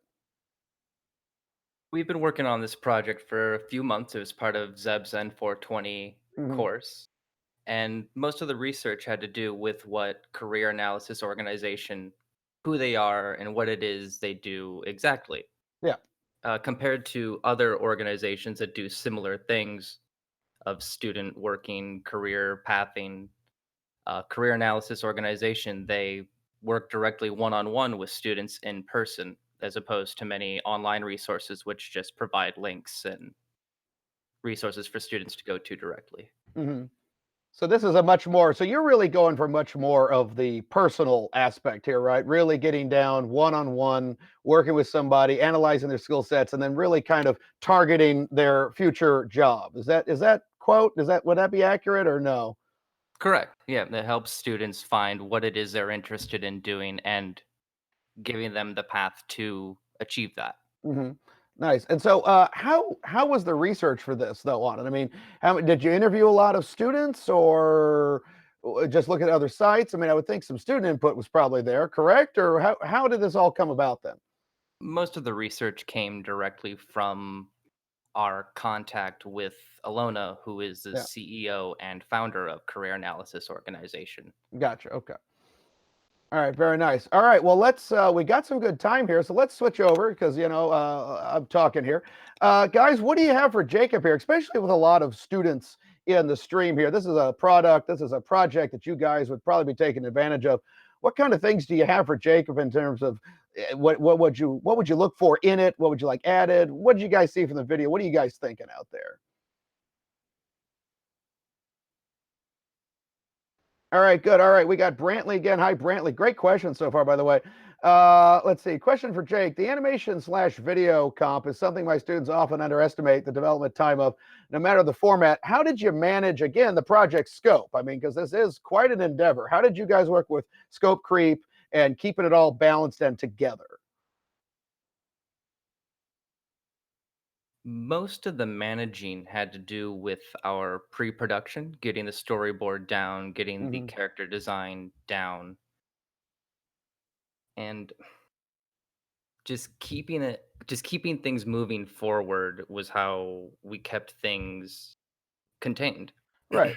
Well, and how did you move it forward? I mean, what kind of motivational aspects and how did you guys lean on each other? Because I always find it very interesting how people in groups, you have to motivate each other, you got to pick each other up. I mean, what kind of little speed bumps did you run into? Again, we've asked this before, but I mean, what was your team strategy on keeping it together, keeping it tight knit? I'm sure there were disagreements and agreements. I mean, how was the culture of your particular group there?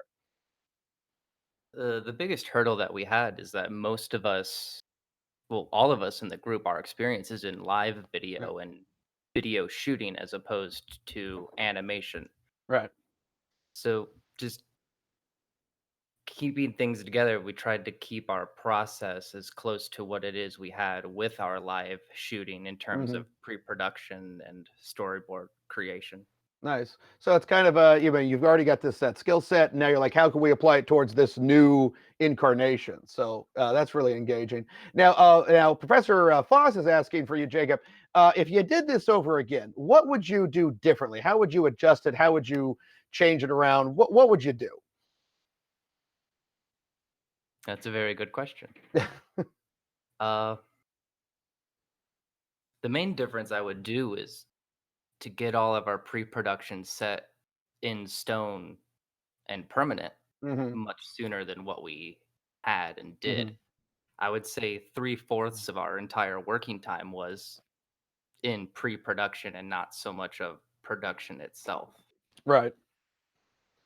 So, well, now that you know that, I mean, but that's what college is for. I mean, learning this stuff now will help you get out there into the quote unquote real world and be able to know that. So you've understood exactly and that's why pre-production is just so important in every industry, web, 3D, gaming, video, sound, everything. I mean, just getting everything lined up, getting your ducks in a row is one of the most crucial aspects. Because if you don't have that, then you don't have a foundation in which to build upon. That's a great thing. So at least you are really showcasing that and showing that you've learned that aspect for it. And then, oh yeah, sorry. There will be a list of all the students and projects out there for everybody to look at there, by the way. Getting a lot of thank yous, by the way, Jacob. That's very engaging, very solid. So, I mean, let's see. We got a few more minutes. What other questions do you guys have for Jacob here? Because, I mean, this is one heck of a learning experience. I mean, I've got a comment. If y'all Oh, don't please. mind. Well, please. Yeah, Jacob, jump in. I'd love that. What do you got? So, as I said previously, in our group, all of our experience was with live video and filming and shooting. Yeah. But given what has happened recently with COVID, Mhm. this whole doing our production without seeing people in person, without having even the opportunity to shoot in person, it's been a good experience to learn just how the industry might be moving forward, even if it is only for the rest of this year. Mhm. Just it's good experience to know that there are opportunities in this field, even just from being home or if there's no chance to see people in person. Yeah, no, well, thank you for making the comment, Jacob. And anybody, if you have comments, let me know.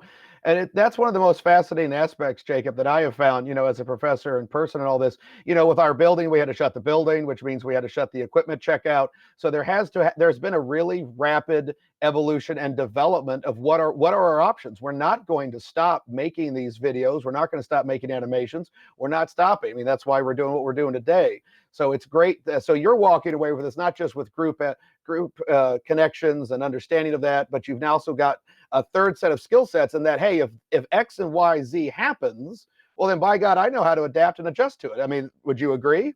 Correct. I mean, yeah. So, I mean, if anything, and I don't mean to make light of the situation, but there have been some aspects which are benefiting us. And I'm really glad you made that comment there. So, because it's really amazing what we now we know what we can do, and thankfully we live in this time. Thankfully we live in this digital age where people can film stuff on their phones. They can film things back and forth. And did you have any trouble with equipment and things and stuff like that? Did you guys evolve in that area too?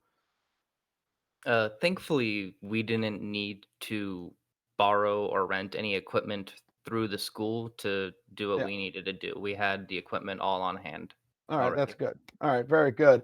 All right, we've got a minute here, guys. What else do you have for Jacob? His wonderful project and his very solid perspectives here. Professor Wood saying, good note, Jake. Very nice. Anybody else?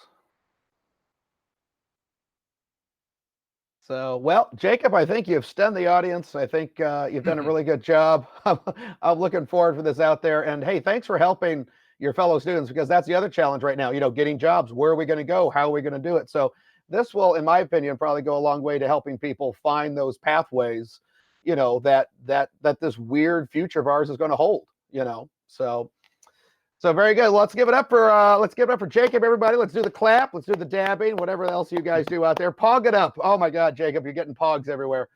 So here's your award, Jacob. Very good job, buddy. Thanks for helping us all out there, and good perspective. All right, guys, it is 6:40. We are now jumping over to Isabella. Oh, hello, Isabella. I can see you I have 18 screens going on. Yes. Very nice. So Isabella, how you doing, by the way? How's it going? I'm doing well. As somebody who's very isolated their entire life, I'm enjoying it. Okay. Well, we're digitally together here. We're all in the big chat room. It's good. You're now digitally unisolated. Now, your project here, let's take a look at this. You're doing the Japanese Olympiad of Indiana. All right. Just the title alone makes me smile. So, all right, jump in. Let's jump into the deep end of this. What in the world is going on here? Yes, so for the N420 class, we worked with our client, Keiko Kiriyama. She works in the Japanese department here at IPUI. Well, not here, there. Right. At the liberal arts school. And her whole thing that she wanted was to make a promotional video to talk about the Japanese Olympiad of Indiana, which is a competition that happens yearly at specific colleges around Indiana. Last year it was IPUI, and this year was Purdue. And from there, students all around in high schools all around Indiana come together, and they have competitions. They enjoy some cultural performances. It's a wonderful, wonderful time. But she just wanted something to highlight that and bring some people in. Okay, now real quick here, I missed that first part. Who was the client again, or who was the person? Yes. Keiko Kiriyama. Okay, now is she a student, or is she in charge of it, or what was her positioning? She works in the Japanese department. Gotcha. At, liberal arts. Yes. Okay, I just want to make sure I got that for myself. It sounds going down a little bit. So now this Olympiad, I mean, is it? You said there's cultural performances. Is there like exchanges of food and culinary delights? Is there like, are we learning Japanese? Are we speaking it? Is it kind of just a big cultural exchange? Is that what it is? I'm not too familiar with it. So it's a competition. So these students, there's actually 9 schools went to the past one in February, and there's actually 27 high schools in Indiana. So that's why we want to get more of an impact to bring in some high schools. And what they do there is they have a competition. So the kids compete against each other about the language. And while they're not competing, they get to watch cultural performances.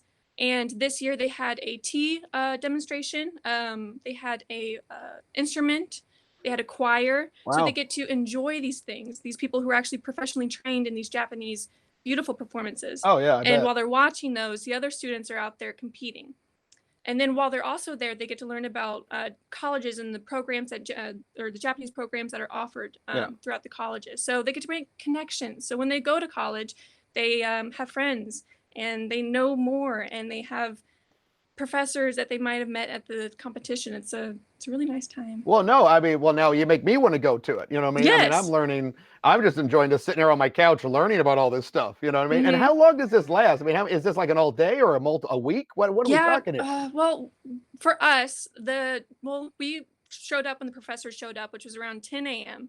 And then we were there shooting until maybe 5, 6. So it was an all-day event. I mean, each student has to go in and compete, and the judges then have to, come together and decide who wins and whatnot. But it was, I mean, the cultural performances alone were wonderful. And then getting to go to, being in high school and getting to visit a college is a really fun experience. You get to have a day where you meet new people from all across Indiana and all these different high schools. It was so nice. I've never been to Purdue. I was happy to go. I was happy to, shoot some footage. I was meeting friends, and I was meeting, kids from, South Bend and everywhere. No, I love it. I can feel your excitement from here. It's Yes. radiating. It's good. I mean, it's great. And Mhm. I love it when the high school kids come to my classes, you can just see their eyes bug out of their head. It's Exactly. amazing. They're like, we don't Mhm. have to ask to use the bathroom. I'm like, no, just go, do your thing. Mhm. And it's great to have them see that next level. So, hey, before we talk too long, because it's exciting, let's go ahead and roll the clip. Let's see what you guys have made. Mhm. So, all right, guys, Jimmy in the booth, let's run the clip. Let's see what's going on here. Over the course of the spring 20 semester, we as a team, Isabella Brownlee, Harold Barrera, and Brandon Rigdon, have curated a social media presence for the Japanese Olympiad of Indiana. In this experience, we were tasked with creating a promotional video and an online presence for the JOI to bring more interest towards the yearly competition. Our skills combined into one have led us to create assets that will ultimately draw in traffic for our client using Adobe Creative Products and DaVinci Resolve. It has been a pleasure working with the JOI.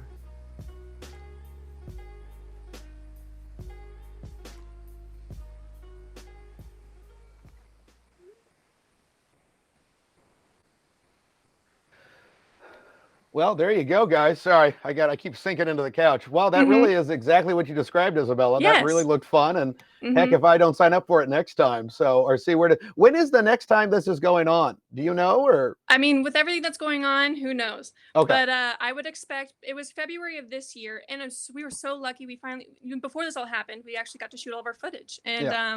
so I would expect is next year, probably around February Okay. sometime. Yeah, so you got in right before the COVID and everything, quarantine, right? I mean, Yes, we were so lucky. Yes. yeah. Okay, good. You got in there. You're like Indiana Jones grabbing the hat right before the thing comes down. I Mhm. mean, that's what's happening here. Yeah. So, all right. No, it looked great. Very nice video. Very solid Yes. editing. A lot of people are saying that in the Yes. thing. Glad you're able to do this, under the tutelage of Professor Wood in the 420 class. So, Mhm. we've got a good 4 minutes here. Let's see what everyone online is saying here. Cool. Again, you do have a good amount of pogs. Let's see. Oh, yeah. Thomas Lewis would be proud of you. That's what people are saying. Very good. Hello, Thomas. All right. Brantley with the solid questions coming in strong here. Hey, Isabella, did having a rapport with your client provide a significant benefit to your project's course of development? And if so, how long have members of your team known said client? Well, we just met the client at the beginning of January, and we known her for maybe 2 or 3 weeks before we had to jump in and go to the event. And our client she was just absolutely wonderful. And we never really had any speed bumps. When I heard Georgie talking, when I was thinking about speed bumps I had with Yeah. my client. And I guess I could put that with, we made it to where we were both professional, but we were also human. So we were kind, and we wanted to not only give her a cake, but we wanted to put frosting and sprinkles and make a whole thing, and then a side of glass of milk. So she wanted a promotional video. And with that, we thought, well, we can do more. So then we gave her a Yeah. commercial video. So that's like 30 seconds, more poppy, what you saw in the preview. Mhm. And then the promotional was around 3 minutes long. Right. And then with that, we designed a whole new logo for her and for JOI. And we also did some social media and some YouTube. We wanted her, she was lovely. And she was so kind and open to all these ideas we had. And we not only wanted to fix her problem, Yeah. but to make her happy and Yeah. impress maybe a little bit. So I got lucky. Our client was Well, wonderful. We yeah. had a wonderful time. I got to tell you, that's one of the best client stories I've heard. Normally clients are kind of neutral Mhm. or a little bit, everyone's a little difficult to work with, but I love the fact you said everybody was human. And it really sounds like you wanted, because of her niceness, you really wanted to reach out and do the best job you could. So having a good Mhm. client, good team, it sounds like a mutual, beneficial, Mhm. symbiotic relationship. But that's awesome, by the way. That is amazing to hear. And God knows, I definitely think you're going to work with her again at some point. Now let's look at the Yes. questions here. Some great ones are coming in here. Let's see what else we got. Parties, I got to zoom in. Georgie is asking you a question, Isabella. Mhm. They're asking, since you didn't have a problem getting the footage before the shutdown, Mhm. what other challenges did you face? And you kind of touched on that. You said there weren't too many, but there had to have been a few challenges here and there with the production of the video. I mean, so you get the footage after everything hits. What else is going on there? Well, it took many, many moons to edit. Yeah. I mean, that was the bulk of the work, was just the editing. Because she was so open to how everything was being produced, it was getting that story and making it poppy enough to where you're not going out of the boundaries, but you're keeping it informative, Mhm. but very modern, so you can reach out to those students and those teachers and keep it real. Mhm. So the editing was a biggie, and but got wonderful critique from our class in 420. Wonderful job. Right. From feedback to critique, taking those, making those changes. Rendering also took a long time, but we got through it. All right, awesome. Well, we've got about 50 seconds here. So let's see if we get a quick question here real quick here. Let's see. We've covered that one here. What programs did you use, Isabella? What'd you use here? Well, And we Thomas has taught me well. DaVinci Resolve all the way. I mean, I don't even touch Premiere because Thomas has taught me well. So DaVinci. Yeah. All right. Very good. All right. We only got about 20 seconds, so let's make sure we get the happiness in. So great job, Isabella. Clap, clappity, clap, clap. Here's your official award. Here's for you and your team. Very nice. Thanks for bringing more positive light into this world. Let's give her all the pogs, people. Flutter with the pogs. So thank you, Isabella. Thank you, everybody. All right. Very good job. All right. Here we go. All right.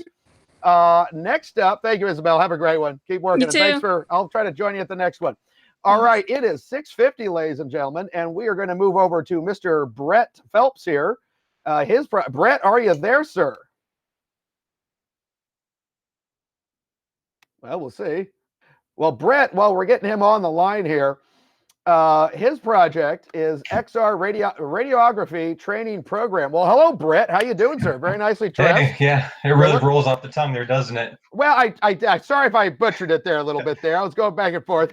But why don't you take over? And again, as usual, tell us who you are, what's going on, and how are you helping the world here? What's with this training program? What are we looking at, buddy? So my name's Brett. I'm the project manager. I'm part of the N420 class. We have 3 other members. We have Yasmin, Devin, and Justin. My background is 3D and motion graphics, and theirs is 3D to motion graphics to Unity to Unreal. Okay. And for our clients, it was Dr. Vinicius Dutra and Zebin Wood. You may have heard of them. For the overview of the project, it was to create a virtual hands-on experience for students to learn how to properly take radiography images of X-ray images of teeth. Oh, okay. Yeah. All right, sorry, there's a little bit of a glitch there for a second, but okay. So now, wait, you said to take pictures of the radiography, and again, I'm not too familiar with that. You'll have to pardon me. So you're saying you're taking pictures of the teeth. How are we doing it? So you're working with dental students. I mean, what is the challenge? How is this solving the challenge that these dental students are facing here? I mean, what's going on with the photographing of our teeth, dentures, et cetera, that this is helping to correct?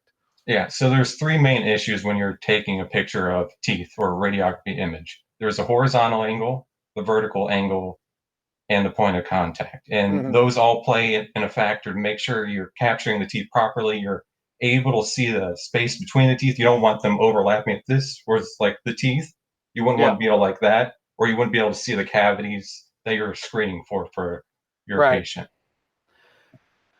Oh, okay. So I'm a smart aleck. I thought biting would be one of the main problems. I thought that would be one of the main things. Well, you know, in case it's a child, that's gonna be the fourth. Implement that. Well, child, I think the adults are gonna bite more than the children, but but no. Oh, by the way, everybody loves your doggo in the back. By the way. Oh yeah. Who is that, by the way? Yeah. So anyway, hello, doggo. Okay, well, let's go ahead and let's see this thing in action. We're going to roll the clip and then go with some questions. So let's see how we're helping dental students. All right, Brett, here we go. Our spring project was a VR training simulation that would help dental students learn how to take X-ray scans of patients' teeth. Here's how the concept works.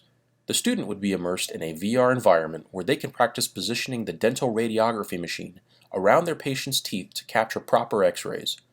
This simulation provides a safe environment that solves the issue of students having limited time and space to practice this skill.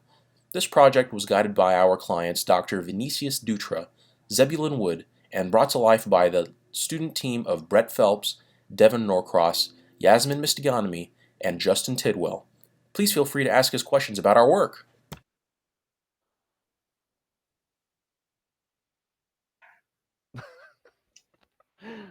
I love that. I love that last part, Brett. You're like, and we will. That is why we are here. We are going to ask you a lot of questions. Good video. Very nice. Love that it's a virtual experience. Yeah, a lot of going on. Yeah, I do want my dentists to know how to best take care of my mouth. You know what I mean? For God's sakes, it's the one good thing I have. Exposed to Never mind. Keep going. No. What were you gonna say? Exposed to what? I mean, the radiology, the radiation. What are we talking about? Yeah, the radiation for one. You want to Yeah. make sure they have the right setting on, and make sure they have a lead vest. You want to get cancer. Sorry. Yeah, those you would kind of think would be kind of the defaults. Hey guys, put on the Yeah. lead. Oh God, the radiation's up to 11. We got to turn this down. You know, I don't want to mutate. Okay, first off, Brett. Sorry, there's a lot of people in the chat. What is the name of your dog? Male, female? Who is that, by the way? It's a female dog. Her name's Lola. She's just chilling right now. All right, Lola. Okay, I think people want to talk to Lola. I'm teasing. No. All right, guys, we got the doggo out of the way, for goodness sake. So, all right, guys, let's move on here. So, I mean, so what was this like? I mean, you're coming out of, you know, now are you're working with 420, you got this group. Oh, the doggo's awake. And then, I mean, you're working with the dental school, you're working with different professionals. What was it like going across schools? I mean, what were the challenges there? Well, for one, to create a VR experience without a VR headset is kind of a problem because, you know, the pandemic and everything. So we had to basically backtrack. We did have hands working in VR and walking around and everything. Yeah. But we had to switch back to mouse and keyboard just to show off the product right now. But for our clients, I mean, Dr. Dutra and Dr. Wong were amazing to work with. They couldn't be any more nice. They invited us to the dental school to get hands-on experience. I would show you some images, but I can't show you my screen. The mannequin they use actually uses actual teeth. It's pretty horrifying. Real human teeth are stuck up in there? And yep, it's a fake head with real teeth. Oh, lovely. Okay, well, hope that doesn't fall out of the schoolhouse somewhere. Anyway, okay, well, let's get some. Sounds fascinating. Let's see. Let's look at some of the chat questions here. Let's see. First off, from Tank Hunter 48, question: with the more tactile senses needed for training, do you feel that your product does a good job enough of conveying this task to get across the tasks that the students are going to have to face? How do you feel about the tactile aspect? Yeah, that's always the problem with VR, to make sure it feels like you're holding something, but you can't really. For the VR headset, we're going to be using the Oculus Quest just for wireless sake, and we'll have a feedback loop of like by 5 degrees for the machine. Like if your horizontal angle is off at 10 degrees, it'll tell you, or if you're off by 5 degrees vertically, it'll tell you, and just constantly just correct the user until they get it properly done. Yeah, because if we know anything, I mean, with medical science of any kind, precision is the absolute key. I mean, you go off to 1 millimeter here, 1 millimeter there, a vein here, a vein there. You have to really, you really have to be beyond precise, which is one of the great things we do at MAS and informatics and across the board, is the precision, the microscopic precision, which is good there. All right, Professor Foss has a great question. Tell us your project war story here. What's by war story? Like, what was Travis, what are you trying to say there? The war story. Brett, do you know what we're talking about here? Like, what's the worst? I've never been involved in a great conflict like that, but it's in quotes. It's in quotes. So, like in the project, what was the biggest? I guess the biggest challenge on top of some of the stuff you've already said. Yeah. I mean, I have no experience with Unity whatsoever. I know actually none of our team does. They basically came from a background. 2 of our teammates, Devin and Justin, was Unreal. So just getting the ball rolling in Unity and learning how to script and implement that correctly was definitely a challenge for those 2 team members. I know for a fact. Yeah, it looks like right here, one of your team members, I guess the question would be how much we fought with Unity, getting the basic functions, just being able to pick things up. Yeah, no, I mean, it was, I take it this is your first time for most people to be in a game engine? Yeah. See, I teach Unreal. Travis does Unity. Yeah, it's a whole absolutely new whole ball game. But now you're walking out with these new skills, and game engines are being used for all kinds of stuff now, especially this. It's amazing to show the power of the engine. So, all right, let's see what else we've got here. Oh, okay, more dog stuff. I'm going to skip that. What is your strategy though? What was your strategy for learning the tech quickly? I mean, what did you guys really do to really just jump in and learn it? Because you had to. So what'd you do? Watching YouTube videos of capturing radiography images like we're dental students, basically. We just tried to approach it like we're a dental student, put ourselves in their shoes, and think, what would we want if like we weren't able to go to the dental school and practice with hands-on experience, but maybe we do virtual hands-on experience. So we just try to approach it from their angle. Did you, sorry if I missed this, but did you talk to a lot of dental students? Or, I mean, you talked to the doctors. How many students did you use? Well, we only had one visit, but there was about 9 students or 12 students there, and we got to watch them take notes, take video, and just kind of ask them questions on how you felt about it, stuff like that. Have you been able to talk to them since? I mean, have you heard from the students' point of view? Not since the COVID stuff. No, that'd be the most fascinating thing, to really get the clientele in there, see what they think. If you've got the doctor's approval, then let's see what the students think, because that's going to throw a whole new curveball to your guys' development. You know what I mean? So that would be fascinating. All right, we've got a minute here. Let's see what we've got in the gallery here. We've got 30 seconds. Let's see. Yeah, there were a handful of students, and we got a tour of the area of campus. That's great. I mean, the more that we can do school to school, the better and stronger we will be. The green room help. That's great. Let's see. Godot is the future. Yes. Yeah, I think that's about it. We're almost out of time here. So everybody give it up for Brett and his team here. Very good job, Brett. Clappity clap, clap. Good job, man. Thank you for helping add to the precise sciences. Thanks for having me. There's your trophy. All right. Thanks, man. All right. You and Lola have a great day. We will. All right. See you guys. All right. All right, ladies and gentlemen. No, we are okay. Okay. Pogs for Lola. Come on. Give it for Brett, for God's sakes here. I don't know if Lola did the Unity work. All right, guys. Next up, we've got here at 7 o'clock. If you can believe it, boy, this is going fast. Oh, hey, Robert. Hey, how you doing? Cars. It's Matthew. Come on, Sorry. Robert. You've been in enough of my classes to know that. Anyway, all right, Robert. It's great to see you, buddy. You've got reps for refs. Yes, that's what do we got here? For referees. Well, first tell us about yourself, where you are with school, who you worked with, what's going on, and then the project. What do we have? Yeah, so my team is me, Robert, and I'm a game design student for the Media Arts and Science program. And then we also had Arturo Zaragoza and Samantha Kolop were on my team, and they're digital storytelling majors. And our project was it was in collaboration with Dr. Pierce from the Sports Innovation Institute. He's a professor there. And it is a motion capture referee training application for basketball referees. So basically, Dr. Pierce and his team found that a lot of referees that are like in training don't get enough court experience when they're in training. They just take tests and then they get to go out on the court, and sometimes they're not ready for that whole experience yet. So our task was to create kind of an application that can help them get that experience.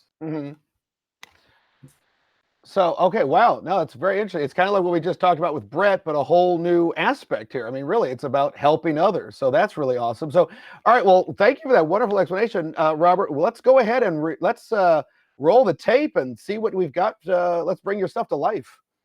Guys, I'm Arturo, and this is the team. I'm Sammy. Hi, I'm Robert. Together, we made a prototype for Dr. David Pierce. He found out that rookie referees seem to quit more often than not due to lack of training. The current way referees train is by watching high wide-angle third-person perspective footage. This is not effective. Referees are on the court, and they should train on the court, but that's kind of stressful. So we built this prototype for referees to practice at home. We sought out to make the referee training experience more interactive. We built the prototype in Unity, a cross-platform game engine, and use an Xbox Kinect for motion tracking. It's simple. Just start the training and watch the video. To make a call, tap your head to simulate blowing a whistle and stop a play. Then, make the call with the proper physical motion. The application will then critique and correct your call timing and accuracy. Thank you for checking out Reps for Refs, Sports Officials Video Game Training.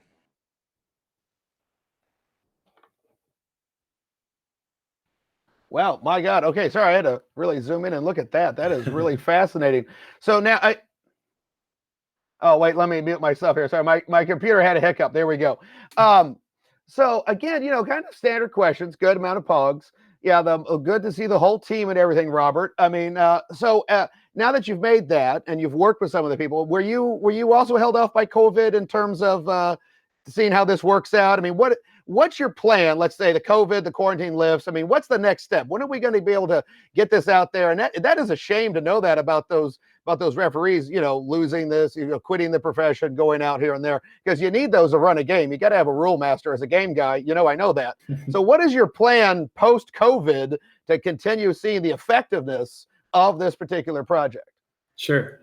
So there's like two parts of this project. There was the motion capture where the referees in training at home could stand in front of their television and do the actual motions that referees do to make whatever calls. And then the other half of that was the kind of perspective, the referee perspective view of the video that the trainees watch. Because right now when they watch training programs, it's from like how you and I would watch a basketball game.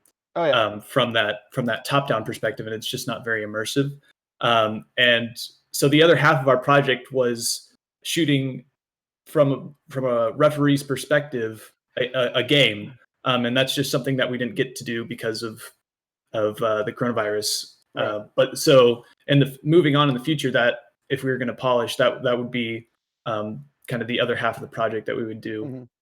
And then for like kind of future plans, we're still in communications with our client, Dr. Pierce, and through him, we're kind of talking to other referee training kind of companies and kind of pitching this Kinect motion capture experience to them to kind of see where it goes from there. And that's kind of our next steps. Oh, nice. You're being very, very productive. Will I see this on Shark Tank or something? Maybe. If I see that on there, I want to see you guys up there and get some, get some funding for it. And also the thing that I thought was most fascinating you talked about, because I'm like, I don't think about it either. I mean, I don't watch much sports, but what does the referee see? We're always watching, like you said, we're watching from a top down, you watch from a side profile, but it's a hell of a difference between being on the court, running in between all those men and women, having to keep your eye on the ball, literally watching the players, a multi-perspective task. You almost have to be an octopus with eyes on every tentacle, looking here, there, back and forth and everything. So that really is a great way. At least you guys are thinking about the different perspectives that have to be employed here.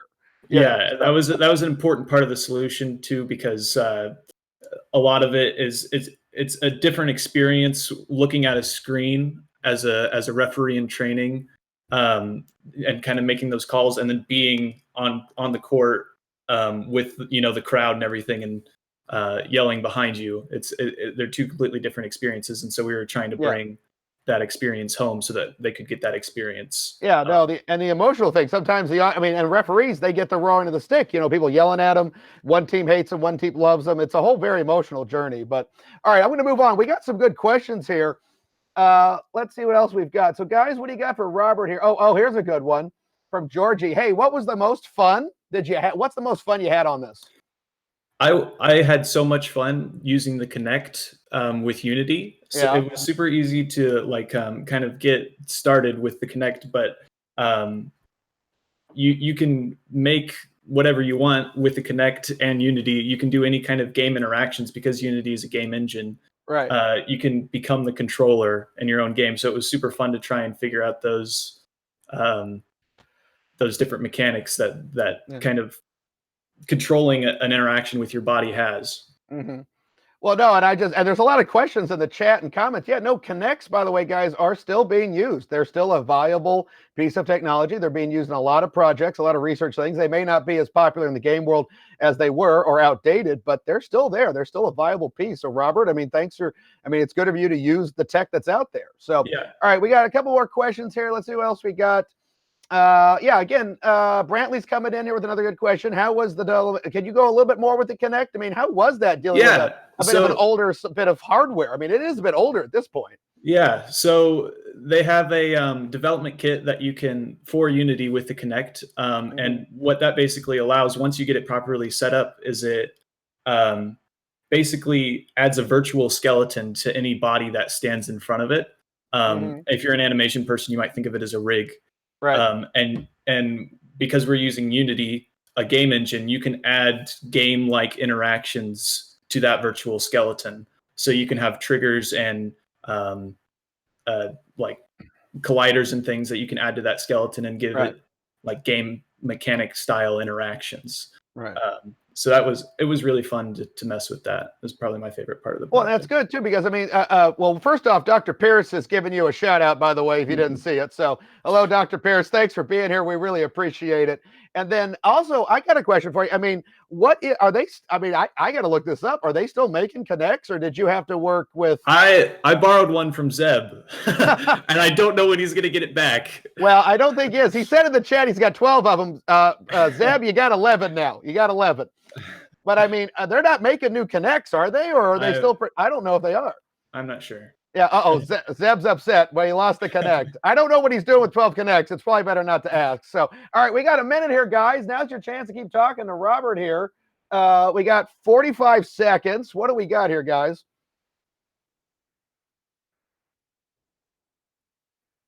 People are just saying your name, Robert. I don't know if you're watching. Okay, plug.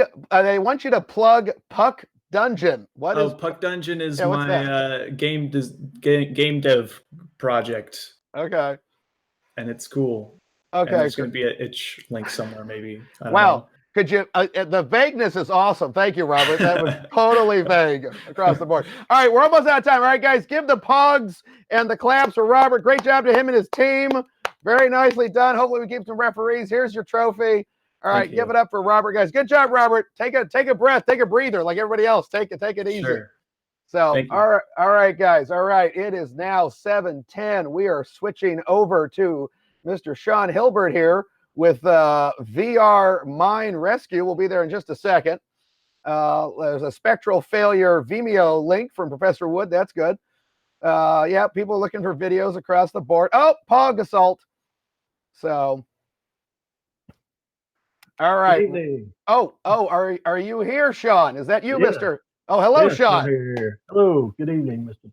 Powers. Oh, just call me Matthew. Good to hear from you, buddy. All right, so you've got this VR mine rescue, which is a virtual reality training simulator for mine rescues, which is actually very, we just had that big, what was it? We had a mine rescue a couple years ago. There were like 20, 30 guys down South America. They were being lost and they got them out of there. So tell us what's going on here, who you are, what's going on, and what inspired you to jump in on mine rescuing, which is a very awesome, unique topic here. Okay, well, my name is Sean Hilbert, and basically I've been working in the mining industry for almost 20 years now. Wow. And that's kind of where I came up with this whole project idea. One of my guys that I work with is on the mine rescue team. Mm-hmm. And how they train is a lot of times they'll set out a course like above ground, so they don't actually go underground. And they'll rope off kind of a scenario, and they'll have little placards that tell them what's going on. And I didn't feel like, that was very efficient, that virtual reality would be more impactful for training because I can visually see.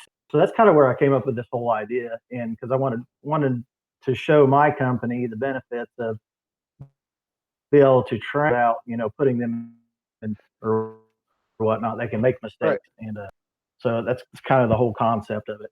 No, Sean, I love it because one, I we haven't met. But it's nice to meet you. And I love the fact that you're coming in with 20 years experience working in the mines. So if anybody has seen this stuff firsthand, it's going to be you. And you're recognizing a training program that people are on this training program. You're saying they make mistakes and they can get hurt in this program, right? Even in the training program, right? Yeah. So you're trying to maximize the lack of injury. And now that we've got so much wonderful VR equipment, you're saying, okay, let's just do virtual mine. And then also it promotes safety. It keeps the miners alive. It upgrades the training. So this is one of those full beneficial projects. And I just love that you're bringing this kind of experience to the table. So that's great. You know what I mean? That's a really great perspective to bring it on there. So, all right, let's see this. Let's see what we've got going on here. So, Jimmy, let's roll the clip here. Let's see what Sean has given us here. Hi, my name is Sean Hilbert, and I'm a Media Arts and Science major here at IUPUI. I've also been working in the mining industry for almost 20 years now, and this is where I came up with my project idea, VR Mine Rescue.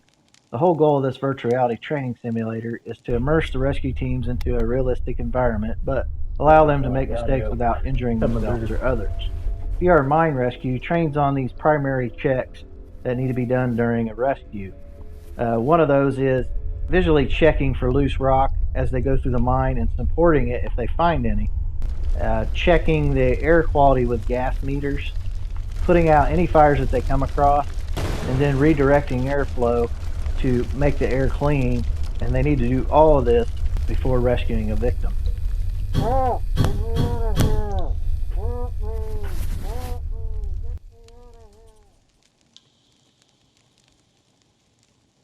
Thanks for watching my video about my project, and thank you for attending SIOC's alternate Very good online stuff there, capstone. Sean. I'm I like also the little. looking I like the forward to smoke going answering any across it questions too. you You might have. I have. mean, it really is an engaging. I've never been in a mine myself, to be honest, and I actually kind of want to take the training program myself now. You know. Come No, on it in. does. It looked fascinating. I mean, I know it's a very dangerous, needed profession, and it's going through a lot of changes right now. And to think of all those factors, the air quality, the who's trapped where, you know, potential fires, potential toxic chemicals, you know, just the height and the strata, the different types of rock. I mean, have you thought about? I mean, this is just the first one of its kind, right? Yeah, when I was doing some research, I seen some like 360 videos and stuff, but I haven't really Right. seen anything like this, you know, total virtual reality as far as the environment's created and everything.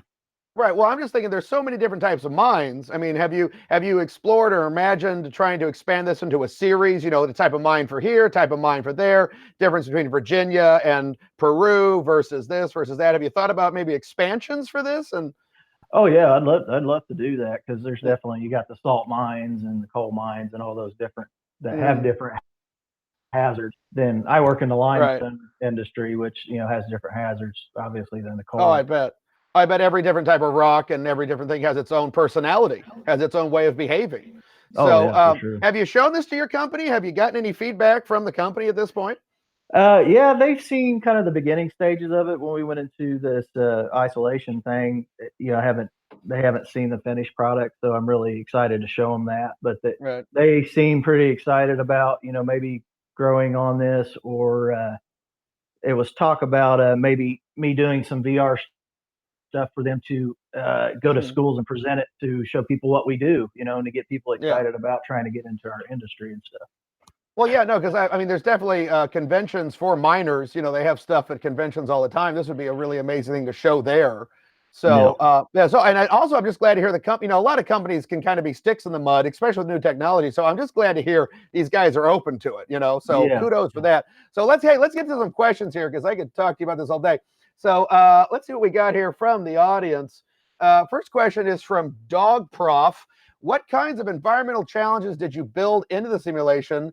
And what in addition to things like dust and change in lighting, what's a list of some of the environmental conditions that we as the common non-miner may not expect or we can experience? One thing I would have liked to put in there a little bit more was some of the dust. I did simulate in there some smoke, you know, because you can't see real well down there, obviously, when there's a fire going on. And I wanted to make sure that was implemented. Had a little bit of trouble with, you know, Oculus Quest is what I was using, so you got to watch the frame rates and stuff on that. Right. So just how dark it is down there, you know, if I don't know if you get to see in the video, but you know, certain areas you can't see nothing. I mean, you can't see your hand in front of your face if your light goes out. Right. I mean, it's pitch black. I mean, it's just blacker than anything else. So yeah. All right. Another question we got for you, Sean, is how easy is this to deploy? This is from Kylie Pina. How easy is this to deploy for users starting the training? I mean, how easy is it to get into it? Well, that's a good question. I mean, I haven't really brought it out yet for training, but I don't think it would be all that hard. I mean, because I actually have a tutorial to start people out to understand how to use the controls and stuff before they even get started. And as far as streamlining it out into businesses and stuff like that, I guess that's the venture that I'm about ready to take. So I don't know if you're asking which question you're asking there as far as getting it out in there or actually teaching them how to use the program and stuff. I think the question could apply to both of them. You know, how hard is it going to get out to the industry, and how hard is it to get participants? I mean, those are post-COVID. That's probably where you're going to take it. You know. Yeah. So, all right, Olo, here's some good ones coming in from Boy Howdy Wiesna. How easy is it to fail? Like, how accurate do you have everything when compared to real time? And that's from Sean. So, how hard, how easy, and do you have different settings? You know, as a game guy, I'm thinking, do you have different settings? And but back to the main question is, how easy is it to fail? Well, basically, these guys go to a train or a tournament, and they all compete against each other, and that's where I got a lot of the rules and regulations off of for the game. The hard part was condensing all those rules and regulations to this because there is some very tedious rules on, you know, But let's see, I'm trying to think here. Trying to look at the question again.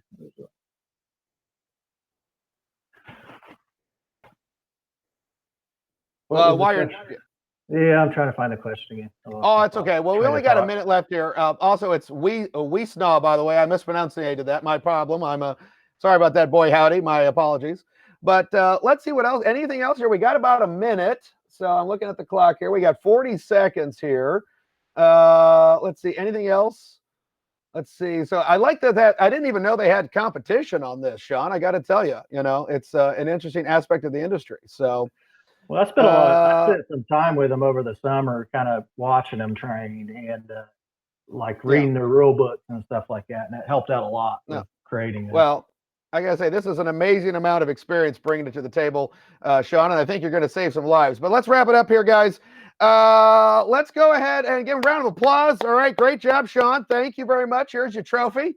Woo! Good job, buddy. Thank you. Thanks for being out there, man. Thanks for bringing the expertise. All right. Thank you, man. Have a good evening. All right, thank you. All right, Sean, that was fascinating. So far, everything has been wonderful, by the way, guys. So next up, okay, it is officially 7:20. We are now going to move on to Jamie. Jamie is doing Sports Management Club and the TESM. So we'll get them on here in just a second. And again, my apologies for mispronouncing any of the interesting names that I'm seeing on here. So, I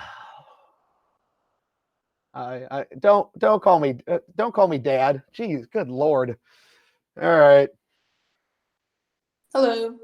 Oh, Jamie, is that you, Jamie? Yeah, that's me. All right, good to hear from you. How you doing? What's going on in your neck of the woods? Oh, it's pretty good. I'm getting used to doing all this like social distancing stuff and all the Zoom calls. So. Yeah, well, welcome to the next level of it. Now your project is on here. You know what I mean? Yeah. You're talking to a guy in a plushy nightmare. So this is how the new future looks. But hey, so tell us about yourself. Let's go through the thing here. Tell us about yourself, where you are in school, what's happening, what your interests are, and then explain to us about the management club, I believe, and the TSM. Just talk to me about this right here. Talk to me about the Sports Management Club and then the TESM. Let's get a full education on that if we can. Sure. Yeah. You want me to start with my brief introduction? Sure. Please help yourself. Yeah. Okay. I'm like a second semester junior. I'm doing a double major, and one of them is in the School of Informatics for Media Arts and Science. But I'm pursuing web development. But for this project, I'm with Sophia. She's not here right now. She's also doing she's doing digital storytelling track, I believe, and she's also the second semester junior. So we got paired up to do this project, and our client was David Pierce. He basically is a faculty here at IUPUI. He runs the Sports Management Club here at IUPUI, and it's basically a bunch of like student volunteers who get together, and basically they're interested in sports or getting into that sort of field when they graduate. So by getting like valuable like volunteer experiences, and sometimes they even do like internships or part-time job experiences, they'll like manage it all in one place, and they have like weekly and monthly meetings to keep track of everyone and different like incentives and leaderboards. So yeah. No, it sounds amazing. Okay. All right. Well, thank you for that explanation. I appreciate the education myself. I feel like I'm in school. So, all right. Ground control to Jimmy in the booth. Let's run Jamie's clip and let's see it firsthand here. Hello, this is the sports management team for N420, and our client is Dr. David Pierce from IUPUI. Our client requested us to make a leaderboard system to display for his volunteer students. Dr. Pierce gave us a problem, and we helped by finding a software that met and exceeded the client's expectations. Track It Forward is the name, and it tracks the volunteers, their hours, events, display leaderboards, approved volunteer hours, and we worked with the client to embed Track It Forward data on their Google site. Please feel free to ask us questions about the project. Thank you.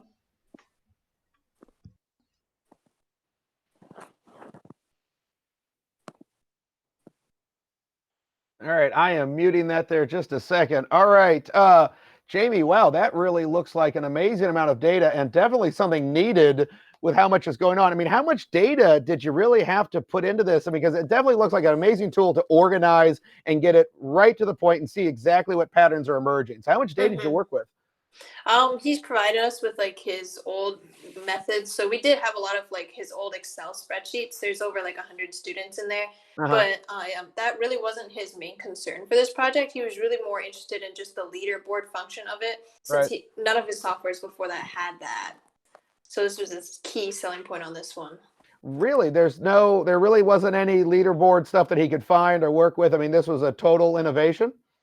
Pretty much, yeah. And what he liked with this software is that he's going for the more like advanced options. So you can have like GPS, selfie verification. You can just check in at the events and manage events. And he's actually implementing all of this software data into his Google site that he's in the process of creating. Yeah, so it's not just going to be hosted on this one website. He's trying to bring it into his own and basically just keep everything in one place. He has another software called Tableau that he's using to basically, it's more of a database, so it'll display the opportunities. And we worked together to make it searchable because he didn't know how to do that before. And so he's basically putting those two softwares in plus some of his own coding.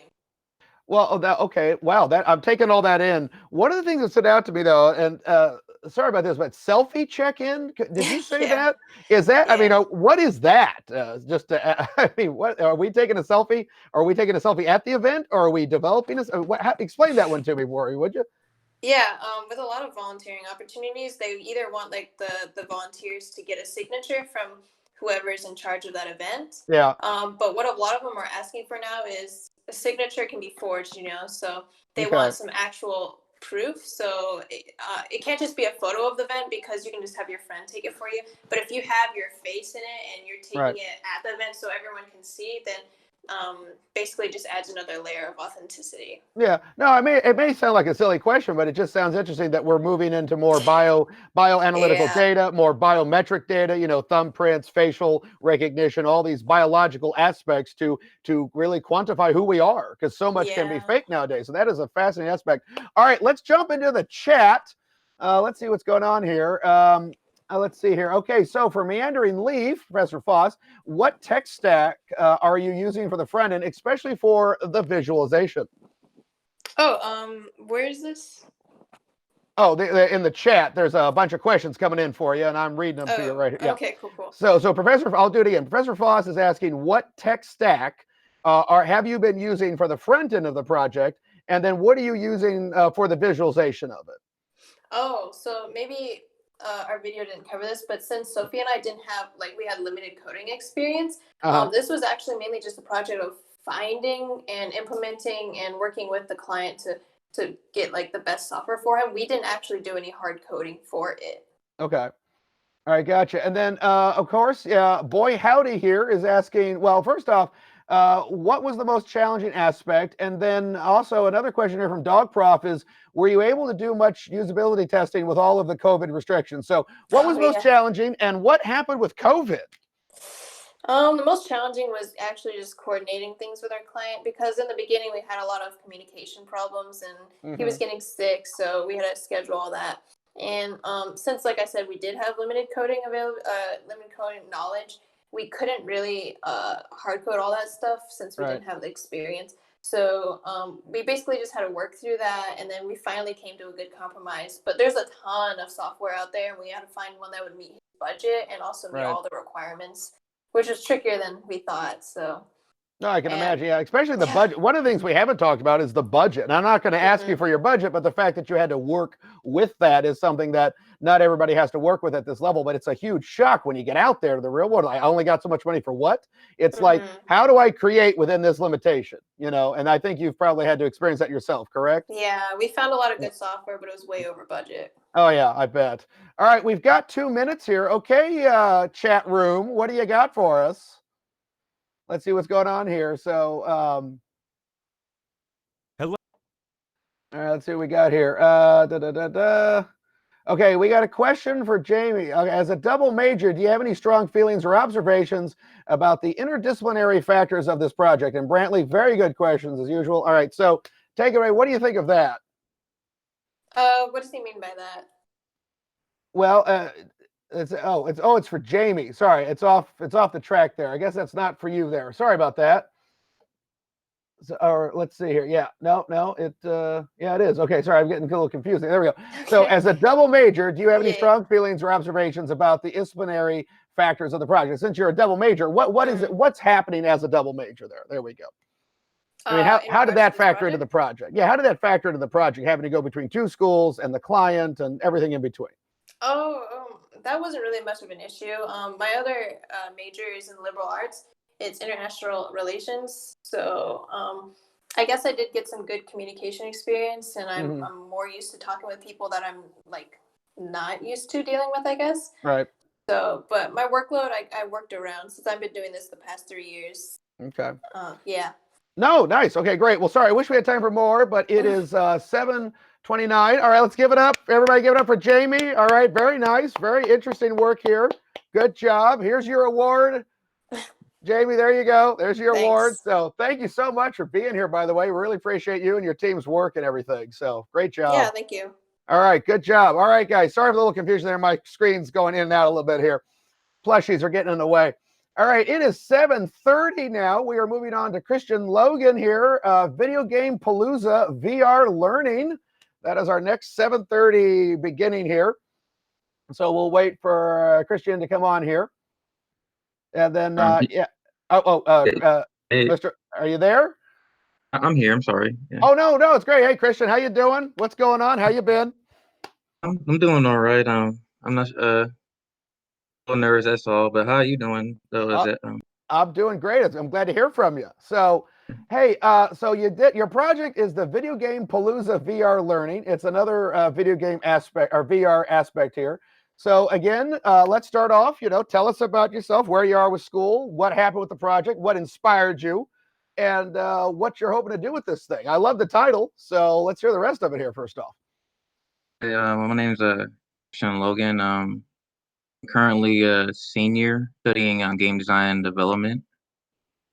What inspired the idea for this project was our client Rick Barreto. He wanted to be able to teach in like a 3D prototype setting with A+ certification. It was like it was me and my group's task was just to come up with a prototype to see if the idea will be able to work. Okay. And what are we learning? If I was to put on the VR headset, I mean, what am I learning? What am I really getting out of this? What am I experiencing?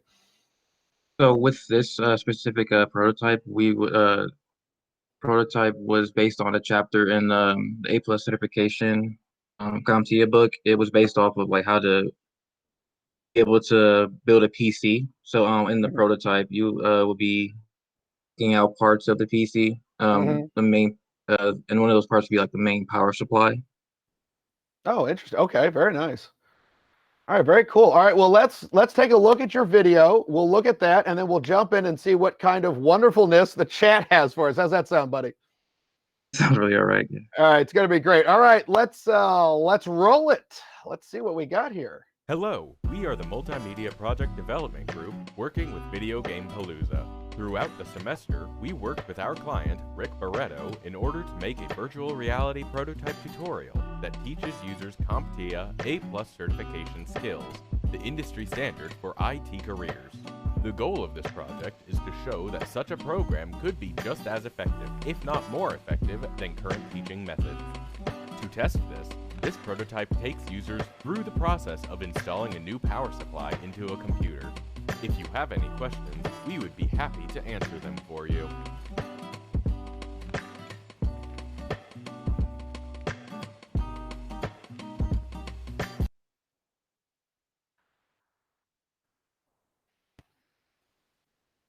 All right, nice video, by the way, Christian. Very nice. Loved it. Also reminds me of just talking to Sean a little while ago with the virtual mining aspect. So now we're saving lives with the miners, and now we're building computers. I mean, we're learning all these topics here. Maybe everything's going to be VR someday.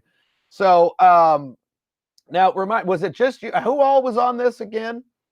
I was the project lead for this project. I also worked with Tim Wilson. He was our 3D modeler. slash designer. I also worked with Travis Cavett. He was also a 3D designer, a 3D modeler and designer. And I also worked with Cam Packett, started the lead to or storyboard artist. Oh, very nice. Okay, and how was the culture of the group? I mean, we've talked about this. I love interviewing and asking about this. I mean, how was your group dynamic? How was the what were some of the best parts? Where did you guys really bond? And then again, like some of us are going to ask, I mean, what were the potholes, the scope creep? What were some of the challenges that you guys jumped over, as one big group? The easiest way we were bonding was that we just like to come together with our experiences in this setting. Yes, weren't really too many like the struggles with the group.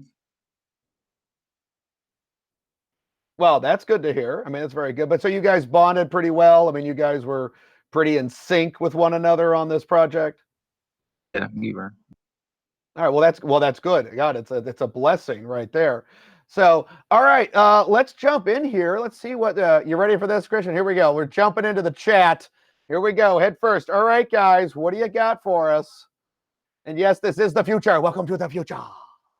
So, all right, Brantley, thank you. All right, in case I missed it, did you have the ability to test and gather data this semester? And if not, are you looking forward to doing so past this course? Very valid. I mean, everything, yeah, it's very valid. We always have to look at the COVID quarantine, the COVID, absence here. So, Christian, what do you make of that question? How would you best answer that? What are you thinking?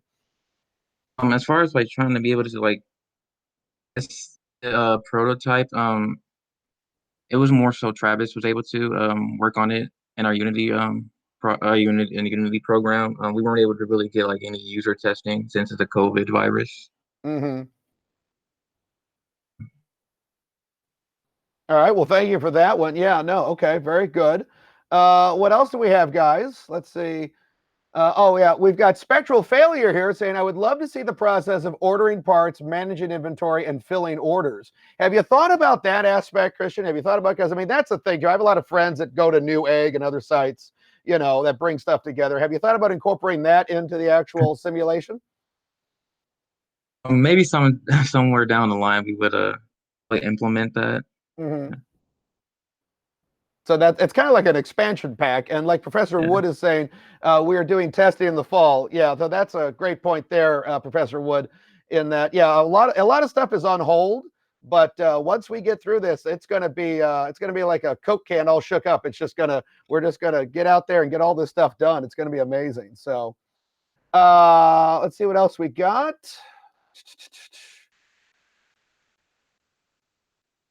What was your favorite part, Christian? I mean, what was and you're the leader, the representative. I mean, what was your favorite part as the man in charge, the man upstairs? I mean, what are you thinking here?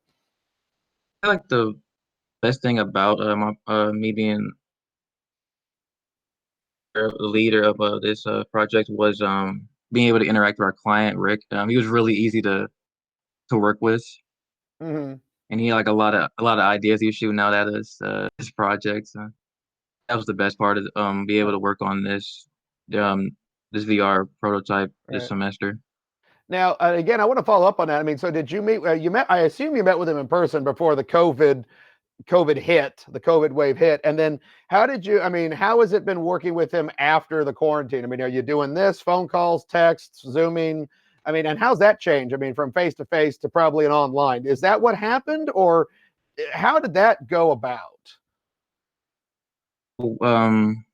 We met over like Zoom, and we talked through emails and stuff, and then showed him all our progress throughout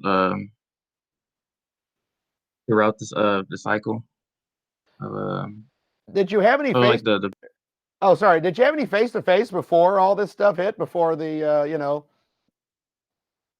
we actually did go out to his company, Hope Training Center, and we got to look around to see what it was that the Hope Training Center did. Right.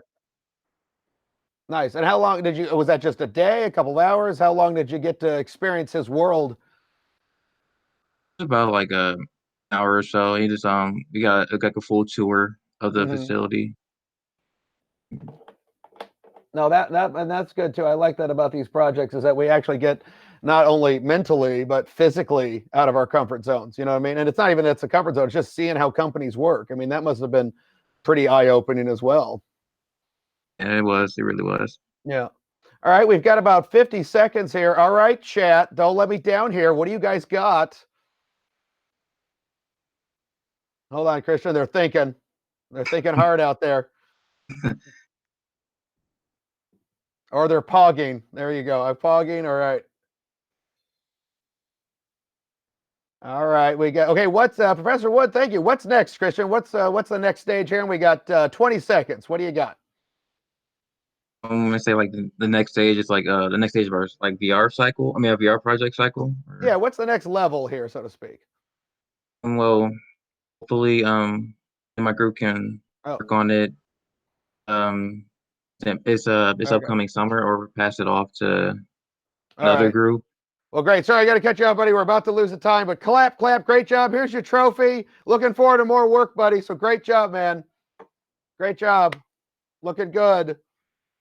Thank you, guys. All right. Sorry. Oh, getting there. Okay, guys. Next up, welcome to 740 session. This is our very own Kim Paquette here. Again, one of my capstones. Hi, Kim. Okay, I can't hear you, Kim. Not. There you go. Okay. Yay. Good to see you. Can you see me? I can see you. I can hear you. All right. I'm saying hi to the family. Kim and I have had a lot of Zoom sessions. Talked about her comic book, her wonderful narrative here and everything. I've gotten to meet the family. That's one of these things about the Zoom. You get to meet everybody in the household. It's great. So how you doing, Kim? Good. I'm doing good. Okay. Well, so I know what's going on here, but please tell us about Normal, please. Tell us about your storytelling. Tell us what's going on here. You're the only one of your kind here in terms of projects. And so in terms of comics and sequential narrative, we're all telling stories, but you're doing it in the comic book form. So take it away. Let's see tell us all about Normal, please. Please. Actually, the backstory of a longer story to come. But it starts out with Luna, my main protagonist, and she's super normal, and everything's fine. But eventually, she accidentally runs into some trouble, and she becomes a superhero. But she doesn't want to be a superhero. She just wants to be a normal person and go about her life. So it'll go on to all the mishaps and misfortunes that happened with her until she finally, overcomes everything and becomes exactly who she wants to be. Oh, it's beautiful. Well, no, it's a really nice coming of age tale, and I really love the fact that she doesn't want to be a superhero. It's like the one thing everybody wants to be. I want to have powers. I want to fly. I want to turn invisible. I want to shrink. I want to do all these things. And here, your character's like, no, leave me alone. I got enough stuff to do. You know what I mean? So it's very good. All right. So first off, you're a great artist, great storyteller. Let's go ahead. All right, Jimmy in the booth. Let's run Kim's thing. Let's take a look at some of the art and story of Normal, please. Hello, I'm Kimberly Paquette, the creator. In my comic, Normal Please, we first meet Luna, and she's pretty normal by her world standards. But that all changes when she goes on a little adventure with her friend and ends up falling into some superhuman trouble. Luna's day starts out early as she's excited for her upcoming performance. However, that's cut short when her best friend calls out to her and drags her on an adventure. Luna's hesitant, but eventually agrees.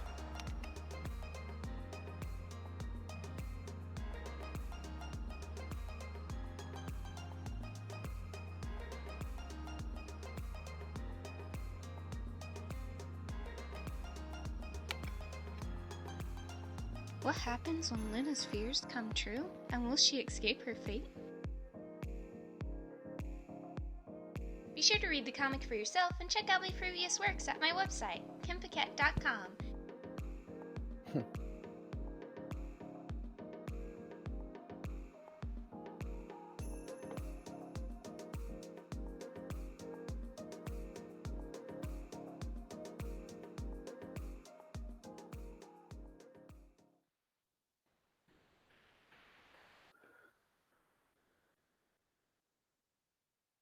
All right, very nicely done, Kim. And every time I see that video, every time we've gone through iteration, I see more. You put more in there. It's great. Love the background music. Love that you had the bloop. I love the bloop across the background when she's falling into the goop, the whole thing. And love the revisions and whatnot. Love that. And I also love the fact that you've been very dedicated to this and all the time I've known you, all the comic book classes, sequential storytelling, stuff like that.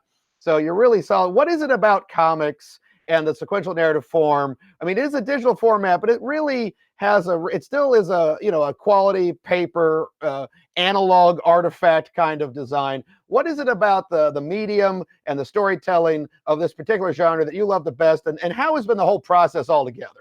And then give us some insight to the story a little bit more if you can. Okay.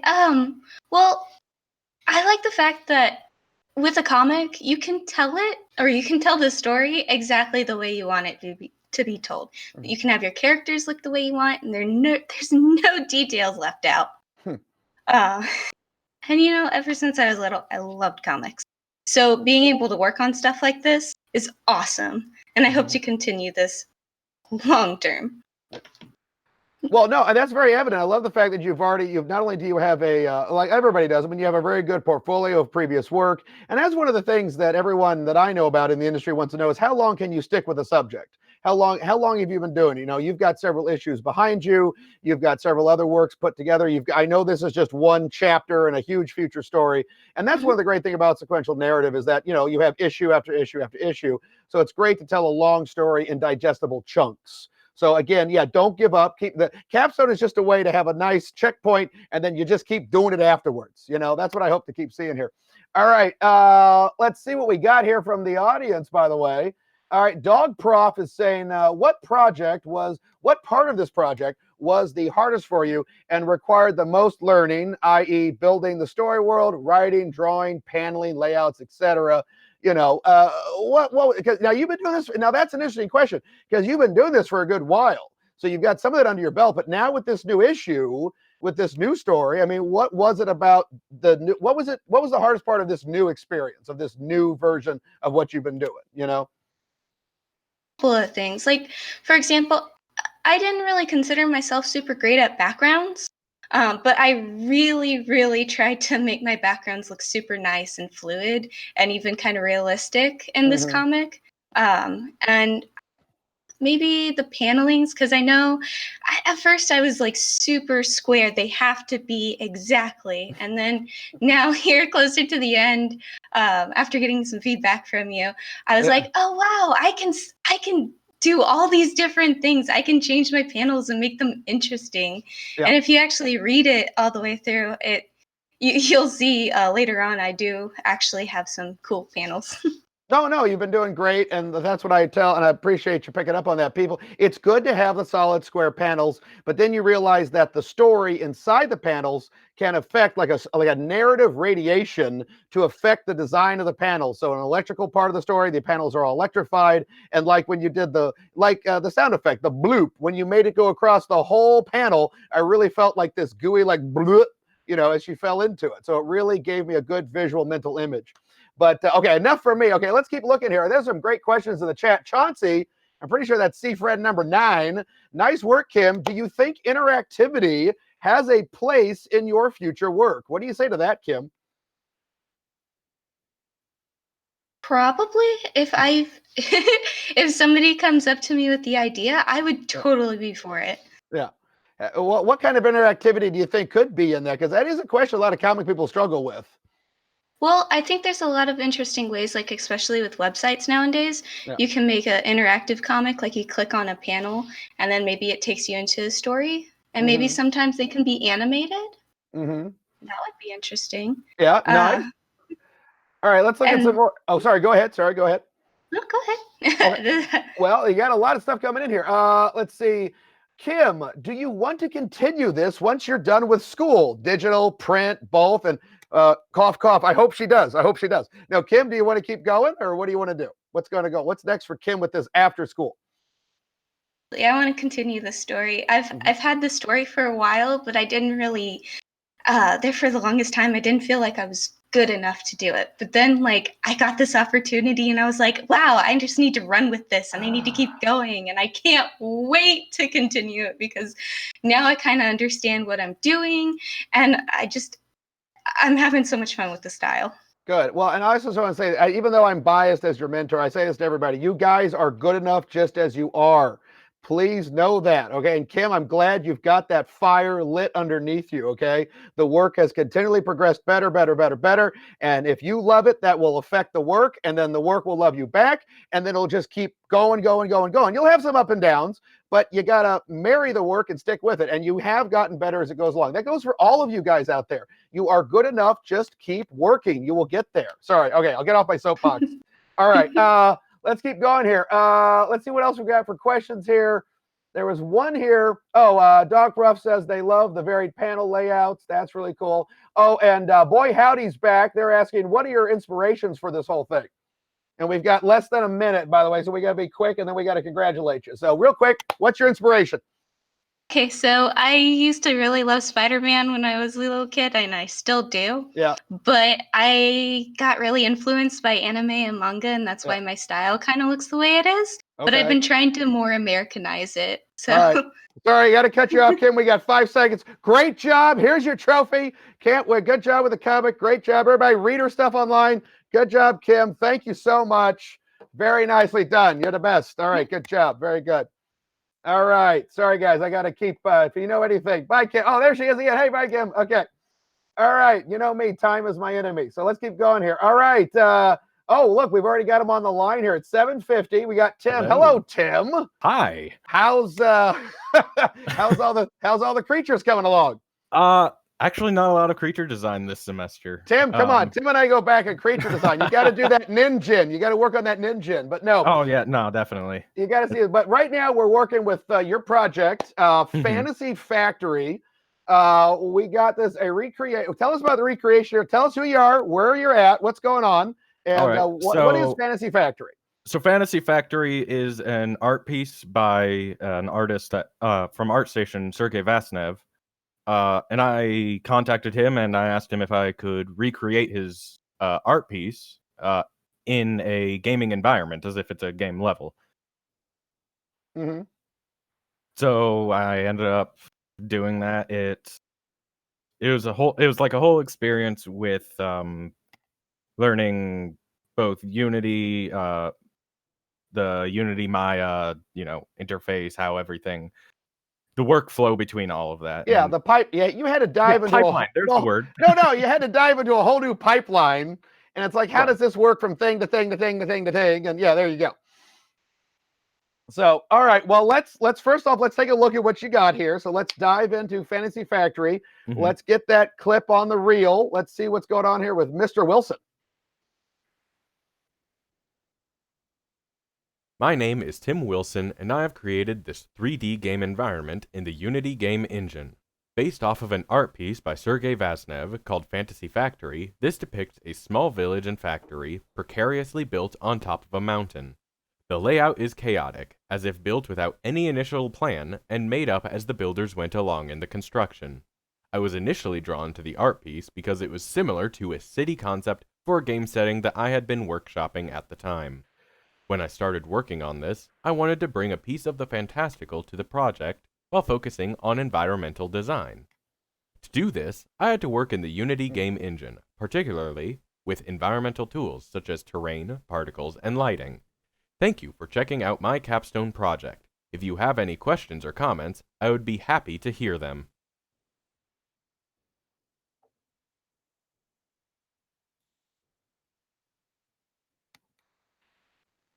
All right, we are back. Wow, Tim. I just got to say, as a half goblin, I really appreciate the haphazard nature of that building. I love the fact that you worked with the original artist. You brought their vision to life, and then you get not only do we can see what it looks like a living painting, then we're in the living painting.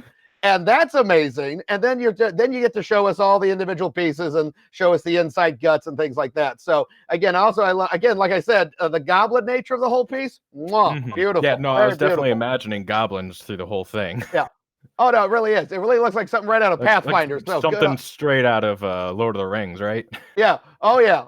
No, I'm thinking Pathfinder. Pathfinder goblins. That's what I'm thinking of. It's very nice. Yeah. Of course, they're the best goblins. Yeah. So, I mean, all right. So what all, I mean, how many hours? I mean, and what was it like contacting the artist? Because that could be a really dicey situation. I know you Actually, said, no, it was really simple. It's just Yeah. I shot him a quick email, asked him like, hey, I want to, try and make this art, remake your art piece in a game engine, and Yeah. he was just real cool about it. He was like, oh yeah, then like thank you for considering me. So Really? yeah. Really? There's no like, hey, it's my art. I want money. I want royalty. I mean, there's none of that. I mean, No. Okay, that's It was amazing. a really simple interaction. That is awesome. I mean, that is you're very blessed. That's very solid. Oh, So, yeah, definitely. and I mean, okay, now when I see you in Marla, when I did see you in Marla, you're working on the creature stuff. How did In you the get before this time. in? I mean, how long has this been taking? I mean, no, it's great. I'm just wondering, I mean, the hours, the pipeline, the whole thing. I mean, it's amazing. Yeah, no, there was some parts of, the process of making this went faster than others. There were times where I felt like every single time I finished, one aspect of it, I would hit the next roadblock. And because I like starting this project, I was all in Maya, all in Substance Painter. Yeah. And the more I went, the less, the more I ended up in programs that I didn't have as much experience in, like Unity, or I also went through and learned some Substance Designer, which is a whole nother, animal. Yeah. But the more I went, the more I was working in Unity and having to learn those systems, and that was an experience. Yeah. Well, yeah, but now you've come out faster, stronger, better. Oh, You've got yeah, absolutely. The Tim Wilson character sheet, because he and I go back with role playing. Your skill tree is now expanded upon. You know what I mean? You got Yeah, +1 in absolutely. pipeline development. You got +2 in this, +3 in that. Your charisma's up. It's great. You know what I mean? So hey, real quick here. For sake of time, a couple of questions coming in here. Where is it? Where is it? Yeah, this is from Spectral Failure. And Spectral, I don't think you're a failure. I think you're a success. Question: if this was a game, what would the game be about? Okay, if this, good question. Yeah. But ooh, it would definitely be something like Skyrim, if anything. It just kind of has that feel to it, I think. Yeah. The nature of being the one walking along these rickety platforms and all that. Yeah. Like either Skyrim or maybe Dark Souls and Blighttown. Right. Well, now you got a fly through. And again, I didn't hear it. Have you thought about doing a fly through with sound effects? Because I'd love to hear the creaky boards. Oh, I mean, the wind, the ocean, just all the stuff. Did I miss that? Those were some of the stretch goals that I didn't quite get to, but yeah, that's definitely something that I want to implement. Well, Tim, we're not going anywhere. Let's get that in there. Let's put that in. It does look. Oh, I like that. Yeah, Spectral Success is saying, yeah, it does look like a village from the Witcher world. It has a really darker tone to it. It really has kind of a set kind of almost Ravenloft feel to it. Like something isn't quite right, but it's a successful something ain't right. So, all right, we've got 3 minutes here, folks. What do we got? Something. Everyone likes your teeth, Tim. I don't know what's going on there, but I don't know. I love this group. All right. Hey, good job. Good teeth, buddy. Thank you. Okay, guys, let's hear some questions here. Brainstorm. Let's go to Tim here. Hey, I like the world behind you, Tim. Look at all the places we can't go. That's what the world used to be. All right. I was wondering if anyone would call that out. Okay. Brantley's telling me I have a good question above with Royal Slate. Hold on. Let me see if I can find it here. Oh man, because it's there's a lot of stuff going on in the chat here. Can someone say that again? Okay. Oh, Royal. Okay. Ryle Slay is asking, what exactly was your pipeline? Can you give us the direct point-to-point pipeline here? So yeah, it primarily started in Maya, and it was really simple because you can load a Maya file into Unity as a prefab. Yeah. So as you update it in Maya, it gets updated in Unity. Right. Which just, that made everything so much easier than having to load like individual model files into it, and that saved just boatloads of time. You look so relieved when you say that. Well, I'm having to like I'm imagining having to go about it like that, and it just sounds like a nightmare that I don't have to live. Nice, nice. So like I worked in Maya, moved it over to Substance to get materials, and then back to Maya, and then into Unity. So pretty quick. All right. Well, good. Well, and how do you feel now? I mean, you must feel like you can do this again pretty much quicker. Oh, absolutely. Much better. I mean, do you feel like you could show up? Do you feel like you could show other people this now? Like be a teacher? Be a teacher. Well, now everybody's a teacher, Tim. But I'm like, if somebody came to you and said, "Tim, show me," how do you feel about that? Yeah, I could definitely show them the process of it. Absolutely. Yeah. Okay. That's awesome. All right. Let me look back. There was a couple other ones. Hold on just a second here, because I got a ton of stuff, but I could talk all day, as everybody knows. Just trying to think. Well, okay, we've only got 30 seconds. So real quick, 10 seconds. What's the next thing? Where are you taking this? What the next thing? I just want to start in on the next project. I've been doing a lot of. I've been getting back to characters and stuff with and learning rigging, so I want to keep working in that and do another environment. All right, we got 10 seconds. It's awesome. You can do mythological creatures and worlds. So good job, buddy. Here's your award. Great you. for bringing the fantasy to real life, Tim. Great job. I can't wait to visit your worlds. Okay. Thank you. Good job, everybody. Good job. All right. Thank you, Tim. Very good. All right. All right, guys. Here we go. All right. Next up is Sam Teague, but we're going to skip him. And we're going to move over to, no, I'm teasing. Yeah, sorry, Sam, we have to bump you.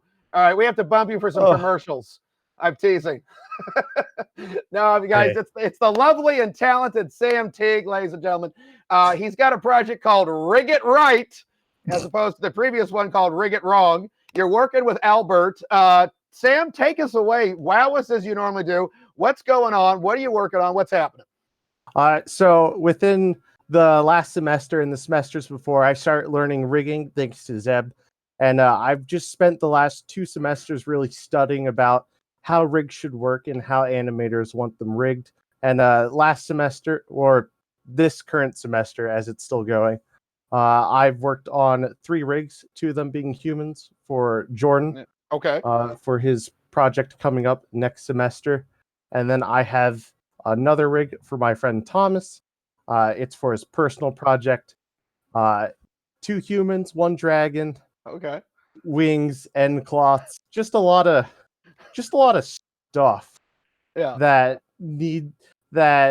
needed focus on that I haven't worked on recently, and I thought it would be nice to step into this kind of realm and focus on rigging. So now, okay, so is this new to you then? I mean, it sounds like you're jumping into the new pool. Is this a new pool? Starting from about last semester, I've really looked into rigging itself, and it's been a newer thing that I've been focusing on, and I think it's what I plan on doing for quite a while. All right, and I love. So you got a couple of humans, you got a dragon. And then you said wings. I assume the wings are connected to the dragon. They're connected to the dragon. All right. I'm being a smart aleck, but I love you, Sam. So I'm just saying. It'd be awesome if you just rigged some wings flying around the room for no apparent reason. Maybe one day. But no, this is good. This is awesome. Well, let's see what Sam has done. Sam, you're going. Let's get it. Let's get the Sam film up there, guys. I love you in ground control. Let's see where Sam Teague is taking us this evening. We can also talk over it. There's no music. Sam, okay. There's no music? No. Well, then do a director's claims. All right. Well, then, Sam, do a director's commentary. What am I looking at here? So here, there's a lot of wing movement. This is where the end cloths really kick in. Yeah. It takes a lot to load in end cloths, so they're in a separate layer that goes invisible. Here you can see just general head motion. The neck is thick and long, so there needs to be a lot of focus. These are simple IK handles. Yeah. With finger joints. Dragons basically have 6 sets of hands. So it's very, very interesting to play with. Hands are not something that are fun. And then there's this chest bump on the dragon that need to be lowered for when it comes to the dragon reaching down. Tail movement, of course, because every good dragon has to have a tail. These legs are IK handles. nice, simple in and out, fingered movement like usual, and everything scales because if it doesn't scale, it's not right. Well, yeah, true. Here we have two humans, older and younger version of the same person. Yeah. This rig is meant for Unreal and game itself. So simple head movement, neck movement, jaw, lips. This is prepped for basically motion capture. That was cute. That was very cute. Love that. Motion capture is really popular, and so this is why there's on face controls versus off face. IK handle, those arrows on the side are IK-FKs that help switch them both sides. And then, of course, FKs work normally. So you're focusing more on the rigging. Have you thought about going into the animation route, or is it just right now trying to understand the weights, the values in getting things to be rigged properly for an animator later on? Is there any plans on that, or where are you at with that process? I think rigging is a really big first step for animation. And I myself don't see too many people moving into the field of rigging. So I personally took it as one of my challenges and something I've learned to enjoy. Just as me. No, it's great because it is one of those areas where it's a specialization, and not as many people go into it as other aspects of our industries. So it's a valuable commodity to have. It really is amazing to have to set up every little piece. I mean, look at all those joints and IK value and all the weights and the values and all the things. You know, it's just all the because you're going to give it to an animator and they're going to want to move everything, and you're going to have to make sure it doesn't twist or look odd or move or crease or anything across the board. So it's a lot of work that not a lot of people like doing, and where that comes from is just where a job starts. Right. So no. I mean, and have you been studying? Have you had to double up on studying anatomy and movement and aspects to assist with this? I've seen that before with other people doing rigging. How have you addressed that? When I started rigging, the semester following, I took an anatomy course through Heron to finish up my art tech minor, and I currently have a couple of books on my shelves that really go over the basics of rigging. And then there's a couple of videos, and then a couple of videos that I've made about how rigging works and where to go about stuff. Okay. So yeah. All right. Well, good. All right. Well, we could talk all day as I could with everybody, but let's jump into the chat outside of all the comments. Sam, I think you're loved, by the way. I do believe some people are enjoying you right now. Anybody other than him being your hero and your god, what questions do you have for Mr. Teague here, ladies and gentlemen? And no, he's not going to do the voice. So unless you want to, Sam, I don't know. You've got a lot of fans. I'll leave that up to you. Okay. No, I think it's best. Let's ask some questions here. So what do you guys got here? So other than voices, what do you guys think of the rig work? I mean, I like the dragon part. I am curious about the hump in the back. What was the problem with that? It seemed like that was some aspect to change or correct. For which model? Well, the dragon model. You said there was a hump in the back by the tail. Oh. What was that? So that hump in the back is the primary waist control. Okay. And that's to help move the entire model itself. So it's like moving your entire body off of just your waist. Gotcha. So it's the central axis. It's the critical core part. Okay. Just wanted to double check though. Sorry, I just want to double check because it made it seem like there was an issue there with that. And I'm very curious about it myself. I haven't done anything since like Maya 5. So, and then the wings, I mean, have you had to study? I mean, did you do any studies, anatomical studies of bats, pterosaurs, birds, anything that really? So dragon wings really relate closest to bat wings, especially in this case. So there's a lot of looking at bat wings and how they fold against each other that I had to look at. And then one of the books slightly covered wings. So I really had to learn how to do the wings by myself. All right. No, good. Because that really is helpful. I always tell my students to look at nature and then apply a little bit of fact to your fantasy, and it blends the two together. And oh my God, we have legitimate questions. All right, hold on here. This is from Crimson IWNW. What is the estimated time from creation of the rig to completion of the textures and final touches at Bro? So Sam, can you give us a little bit on terms of timelines and the amount of duration derived in this process? So rigs really take anywhere between 1 week to a month, depending on how intense the rig is. I know for the Dragon, it took me about a month and a tad bit longer, specifically just to get the wings and everything being able to be moved for an animator. The other models took 5 weeks and 4 weeks. Those were simpler, but any rigger would also agree that it is the hardest part that you have to focus on is basically painting. Right. Paint weights for the skin so they properly bend and move. Yes, you're very lucky. When I was in school back in the 90s, we didn't even have that. We didn't even know what paint weights were. So that was amazing. All right, we've got about 40 seconds here, Sam. Chauncey said, would you want to rig one of my alien creatures? The answer is no. Those are too bizarre. I'm teasing. But let's see if there's anything else here for you here. Well, where are you going to go? Well, I'll just save it because we're at real quick, 10 seconds here. Sam, where do you want to go next? I mean, what kind of things do you want to rig next, and what's going on with these? Really, I want to rig anything. I want to be outside of Indiana, hopefully. Nothing wrong with Indiana, but there's not a lot of opportunities for 3D currently inside Indiana. Sorry, Sam, I got to cut you off. We're almost out, but hey, great job. Applause, clappity, clap, clap. Here's your award. Great job, Sam. You got a great fan base. Good job, buddy. All right, you guys are definitely loving the Sam. All right, good job, guys. All right, guys, if you can believe it, it is 8:10, and we are now going into our last presentation of the evening. Gordon, are you there? Yeah. Hello, Gordon. Nice to meet Hey. you. Nice to see you. This is a project. This is SciPipes Orca with our very wonderful wizard in residence, Chauncey Friend. So, Gordon, tell us about yourself. Where are you with school, and what exactly is going on? Because I don't even have a description here. What is SciPipes Orca? It sounds fascinating.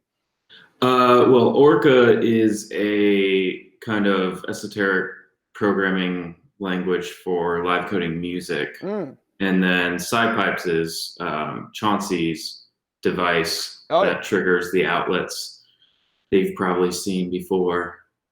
But basically, it's Orca communicating little JSON calls to trigger outlets and make a kind of a physical musical instrument somewhere else. Oh, that's fascinating. Okay, so Orca's making the sounds, acting as the instrument, and then you're working, because Chauncey really did a great job, and kudos to Chauncey for innovating, making the pipe system. So it's all, you and him are kind of partnering skills and technology to come together to make this piece. Yep. All right, very nice. Okay, well, let's see this thing. So Gordon, I want to see this thing right away. So let's roll the clip and see what Gordon has made here.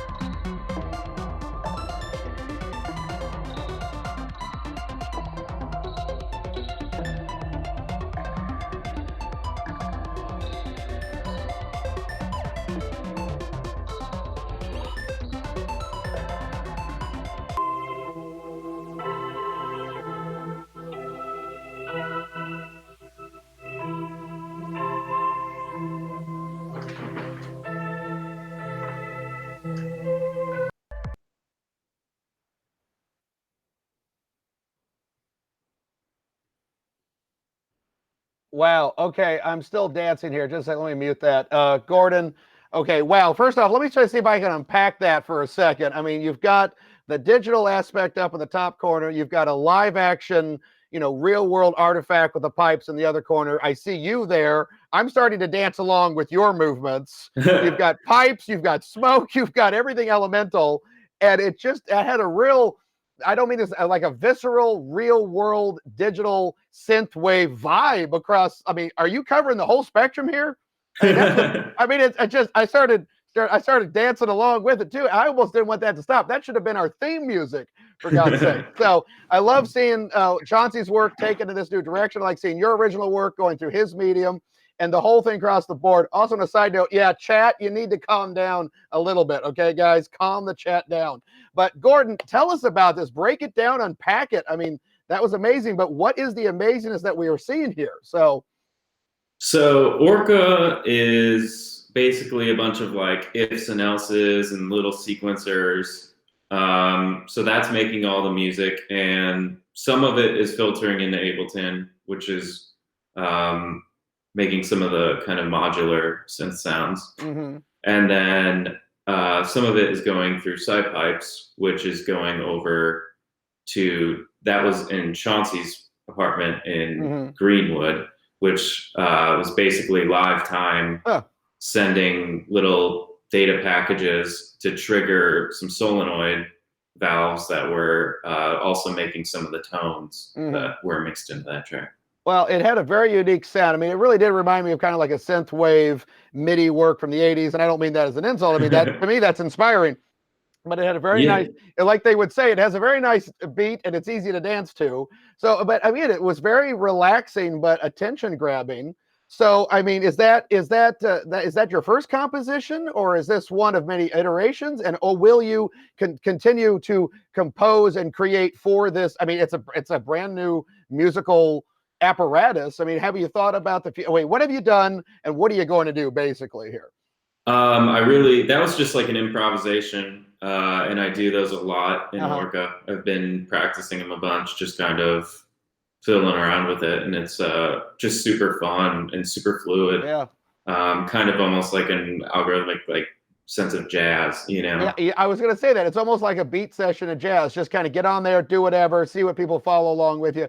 And you say that, it would be awesome if you and others had that so you guys could jam together and see what's produced. And if that's just your stream of thought, stream of consciousness, that was a very solid streaming of your musical knowledge. Do you play music outside of that? Do you play instruments outside of that? Yeah, for sure. I make a lot of music. It's definitely probably the thing I do most in free time. Okay, awesome. All right, very nice. Okay, well, we got 4 minutes. Let's see what the chat is. Again, sorry I haven't been on top of it. The chat's getting a little crazy.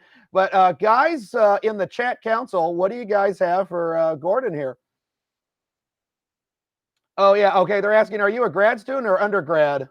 Oh, grad student. Grad student. Okay, gotcha. We've got that. People are saying fantastic use of the tech. Okay, another question is, where's your music at? Do you have a website, a place where you publish any work for people to listen to, or? Yeah, I have a bunch of side music under quite a few different aliases. I can post them into the Discord. So are the aliases based off of the different types of music? So you have a different alias for each different type? Yeah, for sure. Because some projects are more like rock and roll based, so you would kind of make it a different, like kind of the names are cohesive with the projects. Yeah. Okay, so then so are you graduating then, or is this a middle? Okay. I just want to double check because I mean, so what is the future? I mean, are you going to keep working with Chauncey? You're going to get your own home version of this? I mean, what? Yeah, I would like to do a bit of both. I would like to kind of fully build out a mechanical instrument that you could live code to really kind of connect that like acousmatic sound and like organic sounds with something so kind of software heavy. Right. Well, and then also it would be really fun to do more like further remote performances, because SciPipes could be anywhere. So you could have 4 of those in 4 totally different places around the world and have that be one that would be linked performance. That would be amazing. Well, no, you make me think of like Art Night down at Fountain Square. You know, I could see you down there collaborating with a bunch of artists around the world. You're all doing it live. It fills up the streets. You know, that would be amazing if you did a whole series of musical performance art with that. And then a couple other questions that have come through here. Let me look here. I saw one a minute ago. Yeah, do you want to continue as a performance? A Comfort Dragon's asking, are you wanting to continue as a performance moving forward? Is that particularly? And is there any other tech, or do you want to use this tech in any other way? No, definitely. I would like to continue it in all kinds of forms, whether it be writing and prep for recording and performance. And then also, I do think it's a wonderful way to learn coding in general. Live coding for music is such an interesting way to kind of really envelop yourself. Yeah, no, some other things here. People are wanting you to do events, Gordon. I think people will watch you. People are wanting to collab with you. That's very great if you're watching this. So, yeah, we've only got about 30 seconds left here. So I just want to say, very good. This is a nice kind of piece to end on, by the way. And I do hope you continue it, because I'd love to hear this into a 3-4 minute or just even an hour-long session or something, you know.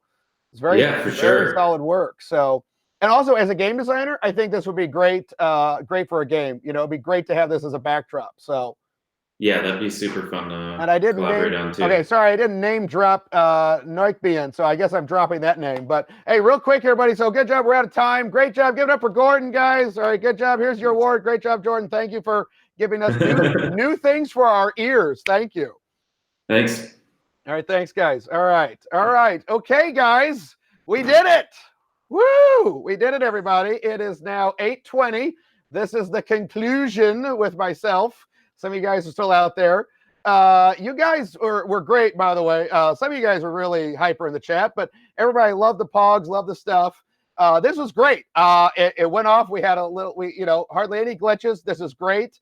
This was our first trial run. This is the prototype, okay? This is the fetus, the zygote of what we're doing here. So again, a huge shout out to Travis Foss, Professor Foss, for brainchilding this thing, for Professor Zeb Wood for contributing and supporting it and helping us get everybody in there. Much love to Joanne and the production staff, and then for Mike, Chris, Sam, everybody behind the scenes modding this thing. And then also a huge thanks for you guys on the chat for participating, because honestly, I'm going to thank the students here in a second, but again, a story doesn't really live unless it's being read. Art doesn't live unless it's seen, and music doesn't live unless it's heard. So you guys got to experience. So thanks for bringing to life what all of these students have done. And again, a huge shout out to all the students. You guys were great. This was amazing. I learned a lot. I knew some of this, but I didn't. It was a great learning experience for me. I hope you guys took a ton of stuff away from this thing.